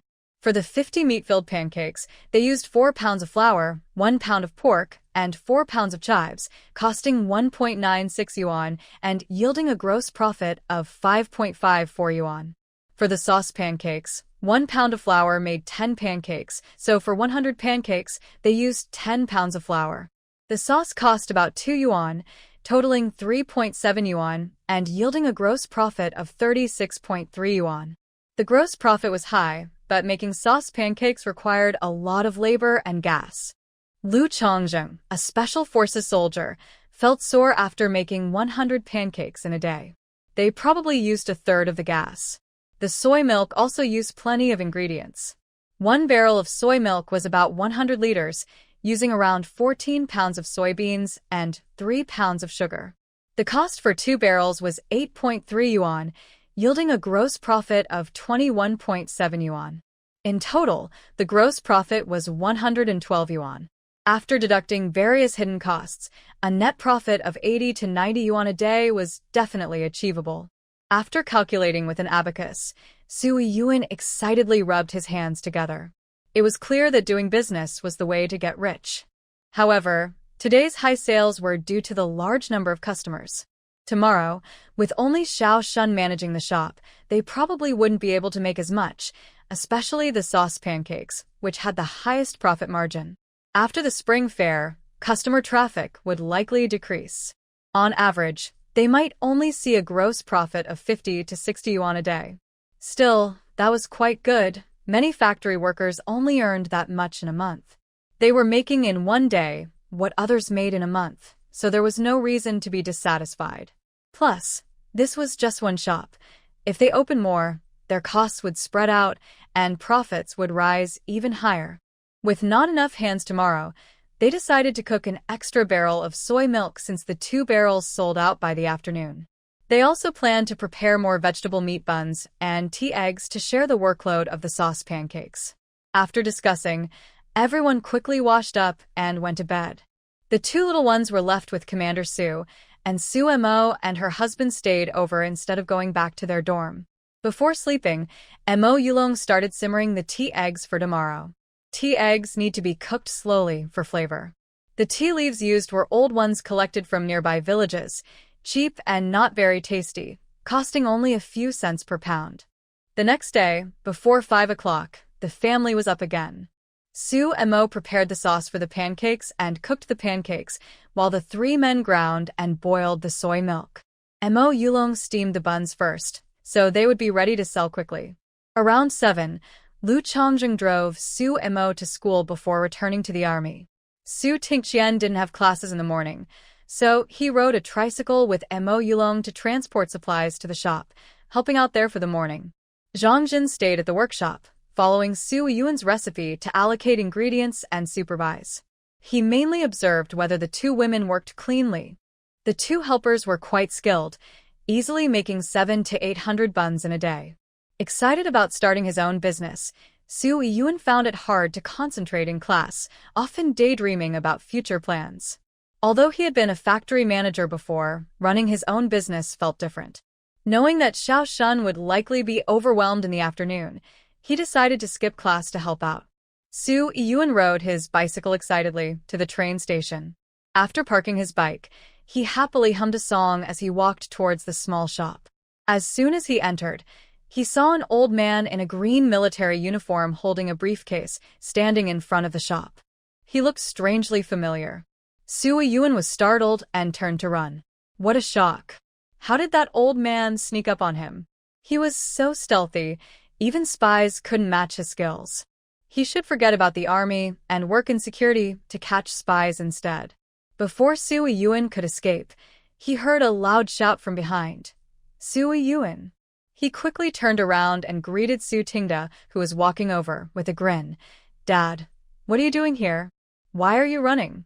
What are you doing here? Don't you have class? Or did you skip it? I wasn't running. My stomach was a bit upset, and I urgently needed to use the restroom. Just wait a moment, and I'll come back to talk to you, Su Yuan said, pretending to be in a hurry, and rushed off. After wandering around the restroom and relieving himself, Su Yuan returned. Did you skip class? Su Tingda asked as soon as Su Yuan came back. Oh, come on, I didn't skip. We have a lunch break, and I thought my aunt needed help here, so I came over. Su Yuan's school was not far from the train station. It took only about 10 to 20 minutes by bike. He had rushed over right after his morning classes, and since it was just past noon, it made sense. I haven't even eaten yet. I came over quickly. I'll grab a bun to hold me over, Su Yuan said. Uncle and Aunt, I'll watch the shop for now. You 2 go have lunch and rest a bit. Uncle, you have to get back to work soon, so don't be late. Seeing Su Yuan's calm demeanor, which didn't seem like he was lying, Su Tingda felt a bit suspicious, but believed him. Mo Yuru quickly handed Su Yuan 2 meat buns. Yuan, your aunt is busy. Your studies are important. If you keep running around at noon, you won't have the energy for afternoon classes. Su Yuan waved his hand. It's fine. When I was in the army, I didn't get to take naps. Aunt, don't worry. I'm young and full of energy. At your age, you and your uncle wake up early and sleep late. If you don't rest at noon, how will you manage? From now on, I'll come over to watch the shop at noon, and you 2 can take a break in the waiting room. You child. Su Tingda interrupted. Yuru, let this kid come over at noon. He needs to toughen up. Young people shouldn't be afraid of a little hardship. Since his older brother said so, Mo Yuru didn't argue further. You and Tingqian go have lunch and rest. I'll keep an eye on this kid, Su Tingda said, rolling up his sleeves and following Su Yuan into the shop. No, please don't. Su Yuan turned around and quickly refused. Can't you see that you standing here is scaring customers away? If you watch the shop with me, I'm afraid no one will come all afternoon. You should stand further away so you don't scare off business. What's wrong with me? Su Tingda was annoyed. This ungrateful child, does he not know how to speak? If no one came to buy things, what did it have to do with him? With you in that uniform and your big, dark face and loud voice, people are scared. Who would dare come over? You little brat. Su Tingda slapped Su Yun on the head. Su Yun pretended to be in pain, grimacing. Don't believe me? Just step back and see if people start coming to buy food. Su Tingqian laughed, grabbed a lunchbox, filled it with 5 or 6 buns, took 3 tea eggs, and poured some soy milk into a cup.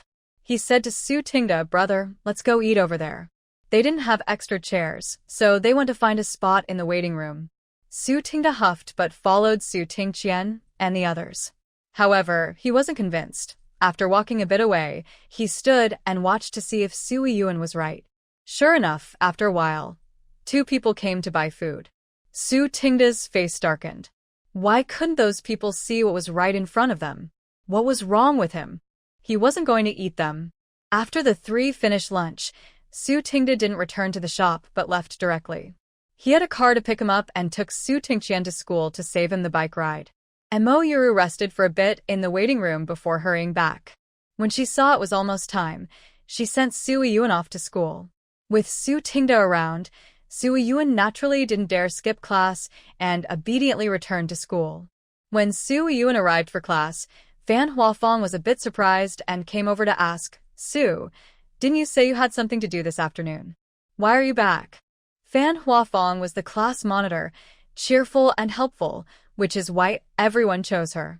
She and Su Yun were both on scholarships, so they had a lot to talk about and got along well. Su Yun wanted to skip class but was worried about something happening, so he casually mentioned to her that he might need her help to cover for him. Su Yun smiled and said, "It's nothing. I just came back for class." Saying this, he found a seat and sat down, and Fan Huafeng naturally sat next to him. Su Yun didn't think much of it. After all, the classroom was small, and it was common for boys and girls to sit close. Besides, Fan Huafeng often sat next to him, so he was used to it. Sometimes, if he arrived late, he would sit next to her if there were no other seats. Before long, the teacher arrived, and Su Yun focused on the lesson, not glancing at Fan Huafeng at all. Fan Huafeng watched Su Yun listen attentively, feeling a bit frustrated. Fan Huafeng was 24 this year, which was considered old for a woman in that era. Her family had been anxious about her marriage, but things eased up once she got into college. She was attractive and had a good job before, with decent abilities, so her standards were high. She hadn't liked any of the young men her family introduced or those from the factory. Su Yun was handsome and had a good demeanor. The first time she saw him in class, she took notice. Once she became the class monitor and learned more about him, she was convinced that Su Yun was the one for her. He was from a prominent family, well off, and even had his own house in Yangcheng. Most importantly, he was still single, a man like that was hard to come by. So, Fan Huafeng began to approach Su Yun through her role as class monitor, occasionally showing off her good qualities. Over time, they became familiar and often sat together in class. However, their relationship remained purely friendly. She didn't know if Su Yun was uninterested in her or just oblivious, but he showed no signs of affection. Did she really have to confess her feelings? If it weren't for the occasional attention from other boys, Fan Huafeng would have started to doubt her charm. After school in the afternoon, Su Mo took a bus to the train station to help out. When Su Mo arrived, Su Yun was already there. They asked Mo Yurong to go home, as they could manage things in the evening. There were fewer trains at night, and there were no passengers arriving at that time. The supplies they had left were also limited. Mo Yurong left the tricycle for the siblings and rode Su Yun's bicycle home. Her older brother might come for dinner, so she decided to go back and prepare a meal. After Mo Yurong left, Su Yun checked the waiting room and learned that only 2 trains were arriving that night, one at 6:50 and another at 8 o'clock. The siblings assessed their inventory and found they had about 40 steamed buns, over 50 dumplings, and more than 30 tea eggs. The pancakes were already sold out, and only half a bucket of soy milk was left. Seeing it was not yet 6:20, with about half an hour until the next train arrived, Sue Mo quickly started making dough to prepare some savory pancakes to sell after the trains arrived. Director Jean finished work and initially planned to go home directly. However, after hearing from a colleague that the Sue family's dumplings were quite tasty, he decided to check it out. When Sue Yuen saw Director Jean approaching, he greeted him with a smile. Director Jean, off work. The siblings had interacted with Director Jean when they first set up their stall, so they recognized him. Yes, I'm off work. What are you two university students doing here? Director Jean asked. We just finished school and came to help out, so you could go home and rest, Sue Yuen replied. You don't know how hard this work is until you try it. It's nonstop from early morning till late at night. We start at 4 or 5 in the morning and don't sleep until 11 or 12 at night. We young people can handle it, but it's tough for someone older, Sue Yuen said. They had to sell well to avoid attracting envy from others. Even though they had official documents, it was better to avoid trouble. Here, Director Jean, try our dumplings and let us know what you think, Sue Yuen said, handing him a dumpling with chopsticks. Director Jean waved his hand. No need. We can't take from the common people. Oh, come on. I just want you to taste it and give us some feedback. It's not that serious, Sue Yuen insisted. It's not anything special, but please try it and give us some pointers, Sue Mo added. Seeing their insistence, Director Jean took a dumpling, took a bite, and found it quite good, better than many state-run restaurants. Director Jean, from Jilin Province, had only moved to Yangqing a few years ago. The dumplings here were different from those in the north, with sweet and savory varieties like char siu buns and red bean buns, which he wasn't used to. Director Jean, have a bowl of soy milk to wash it down, Sue Mo offered, pouring him a bowl. The siblings were attentive. After Director Jean finished one dumpling, Sue Yuen handed him another with a different filling. Before he knew it, Director Jean had eaten 3 dumplings and drunk a bowl of soy milk.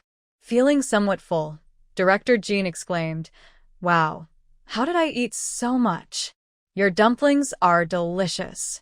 I have no suggestions, just keep up this quality, he said. After saying that, he reached for his wallet to pay. The siblings naturally refused, and after some back and forth, Director Jean bought a few dumplings to take home for his children, compensating for the Sue family's loss. Sue Yuen wrapped the dumplings in oil paper and added 2 steamed buns before handing them to him.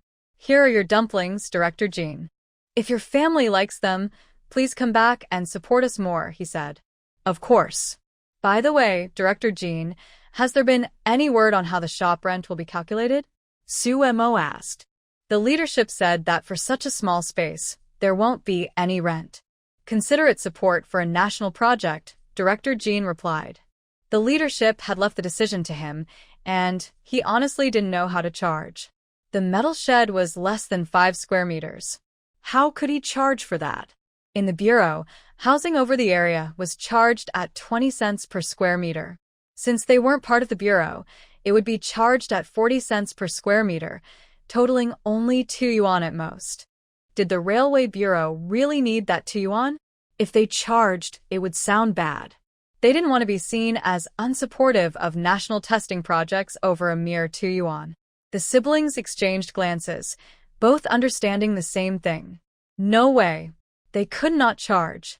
If their business boomed and the train station used the rent as an excuse to take a cut, that would be a problem. Director Jean, we can't do that. This national project is crucial for future living standards. If we skip the rent, the data will be inaccurate and its reference value will drop significantly, Sue Mo argued. Exactly, Director Jean, we can't skip this. You need to report back to the leadership that the rent must be collected, Sue Yuen added. Director Jean frowned, realizing this was another issue. He needed to think about how to charge appropriately. All right, I'll discuss it with the leadership and you'll get a response in a couple of days. After Director Jean left, it was almost 6:50. Seeing that the dough was ready, Sue Mo began making savory pancakes. Before long, passengers started to arrive, and the siblings got busy. The savory pancakes were cheap and freshly made, and their aroma filled the air. It was mealtime, and the passengers, having traveled for a long time, were eager to buy. They sold pancakes quickly, with people lining up to get them. Around 7 o'clock, Lu Chongjing arrived and took over the pancake stall. With one person making pancakes and another spreading sauce and cutting, their speed increased significantly. "Comrades, when did you open the shop?" "I didn't see it the last time I came," someone asked. He visited Yangcheng once or twice a year and hadn't seen the stall before. It looked like it had a good background, especially since he saw someone in a four-pocket outfit going in to make pancakes. "We just opened yesterday," Su Mo replied.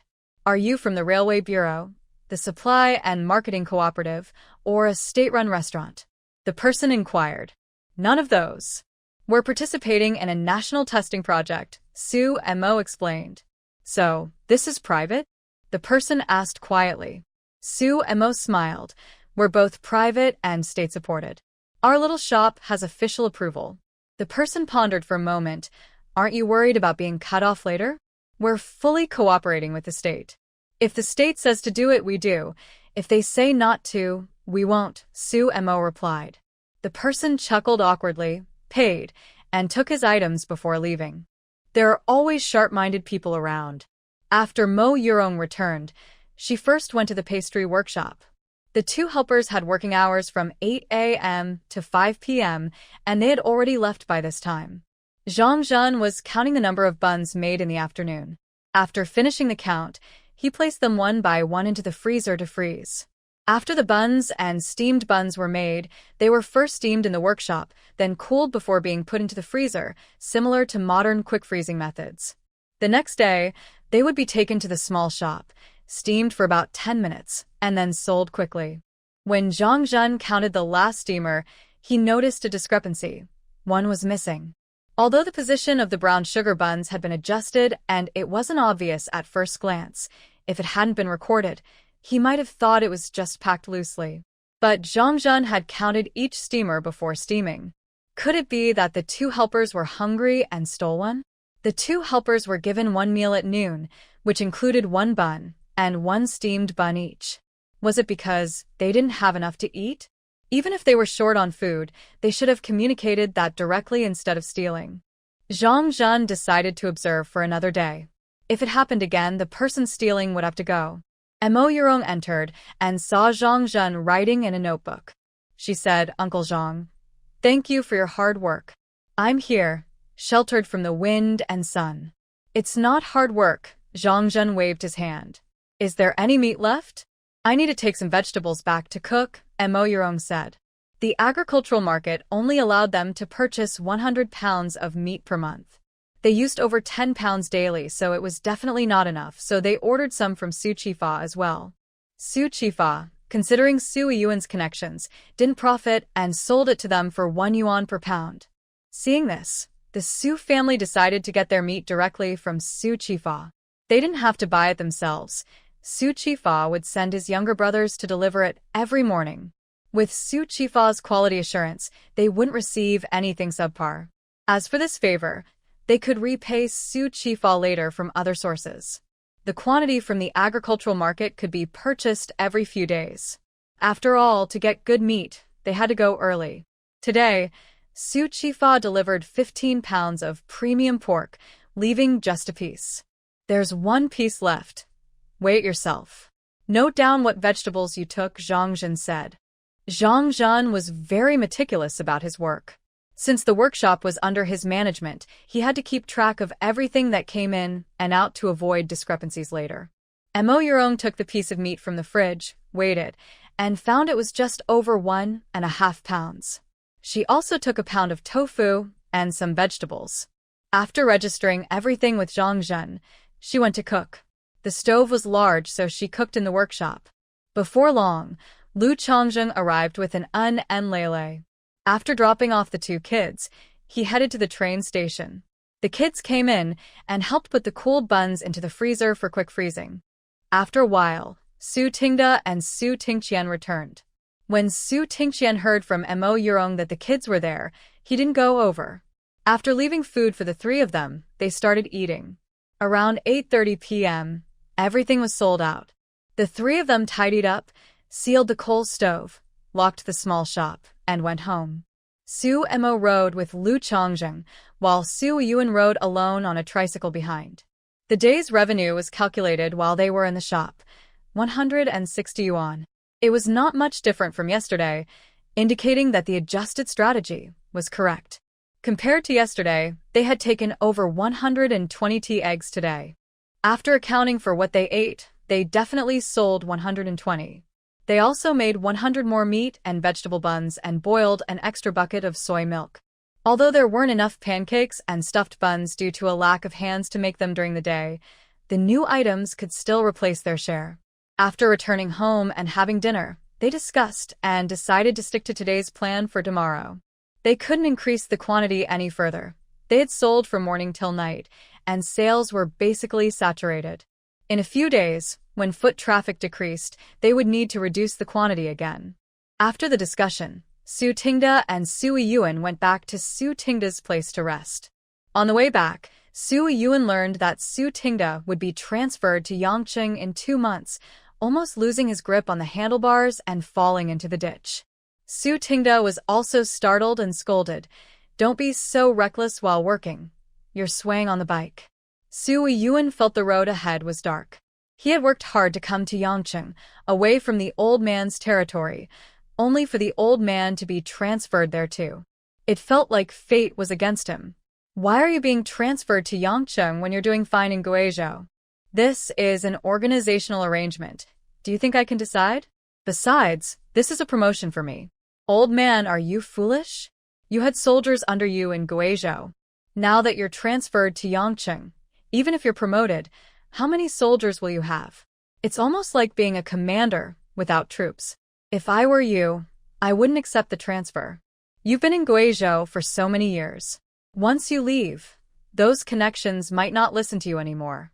Su Tingda slapped Su Yun on the back. This kid was really infuriating, speaking without thinking. Luckily, they weren't in the army anymore. Otherwise, he would have offended many people. Shut up. What nonsense are you talking? What do I need so many soldiers for? I'm not planning a rebellion. Wherever I am, I contribute to the country. All right, there's no one else on this road, just us two. Can we speak frankly? Are you really willing to be transferred? Su Tingda paused for a moment and said, "Your brother's promotion documents have also come through. He'll be promoted to division commander next month." So, things wouldn't go cold. What he had built could be taken over by Yichen. Moreover, the higher-ups had their considerations. If the older generation didn't make way, how would the younger generation have a chance to shine? Besides, he was already in his 50s. No matter what, his achievements were limited, and it was better to give opportunities to Yichen. Although being transferred to Yangqing meant less real power, he would still hold a deputy corps-level position. No matter how little power he had, a higher rank still carried weight. After hearing this, Su Yun whistled and laughed. "My brother is great. Not many young division commanders around. He was only in his 30s. It's like he's riding a rocket. Lu Chongjing has been through life and death, and he's only at the deputy division level." He added this as a remark. Su Tingda was genuinely angry upon hearing this, and slapped Su Yun hard on the back. This time, the father and son really fell into the ditch. Fortunately, both of them were agile. With a long stride, they managed to brace themselves at the ditch's edge, but the bicycle fell down. Su Yun looked at the fallen bicycle and was speechless. "Why did you hit me? Look at the mess now." As he spoke, he leaned down to retrieve the bicycle. The ditch was muddy, and the water was quite dirty, making the bicycle filthy. Su Yun's clothes were also covered in dirt. "We can't ride the bike anymore. Let's just walk back." Luckily, it wasn't too far. It would only take a few minutes to walk back. "What did you mean by that earlier?" Su Tingda asked with a serious face. Su Yun was confused. "It didn't mean anything. I just said it casually." Su Yun truly didn't mean anything by it. He was just used to rambling. "Your brother has used some family resources, but his military achievements are real. What he does, while not as dangerous as Lu Chongjing's work, isn't easy either." In the past 2 years, there had been tensions along the border with neighboring countries, and Su Yicheng was on the front lines, where things were far from easy. If there were ever a real war, they would be the first to go. Seeing that his father was genuinely angry, Sui Yun didn't dare to ramble anymore. The two of them walked back in silence, pushing the bike. After returning home, the father and son filled a few buckets with water and washed their bicycles before going to take a shower and rest. Just before sleeping, Su Tingda spoke up. Are you unhappy that more resources are being used on your brother? Su Yifeng, who was almost asleep, was startled awake by his father's words. No, don't say that. I'm not unhappy. I just don't like being a soldier. This needed to be clarified to avoid any misunderstandings with his older brother. Su Tingda sighed. Over the years, we've had a good life thanks to your grandfather's planning. But he passed away over 10 years ago, and everything has a time limit. He could support us for 10 or 20 years, but after that it might be difficult. Your uncle and I are getting older. We need to nurture someone who can take charge. In your generation, there are only you 3 siblings. You don't like being in the military, and your younger sister was pampered and isn't responsible. We don't want to put too much pressure on her since she's a girl. So it falls to your brother. A few years ago, your sister was doing well at the Foreign Trade Center, and I thought she wanted to go into politics and prepared for it. But now, she's in college and seems not to be planning to return to the Foreign Trade Center. Relationships also have a time limit. Using them later won't have the same effect. Although your brother has used family resources, he also bears the responsibility of protecting our family. If anything happens, he is the first to step up. Dad knows you are straightforward and may not approve of some things. But our country is a society based on relationships. This has been passed down for thousands of years and can't be changed. Is there really so much fairness in the world? The idea of equality is only relative. People are born different. You were born into the Su family, living a comfortable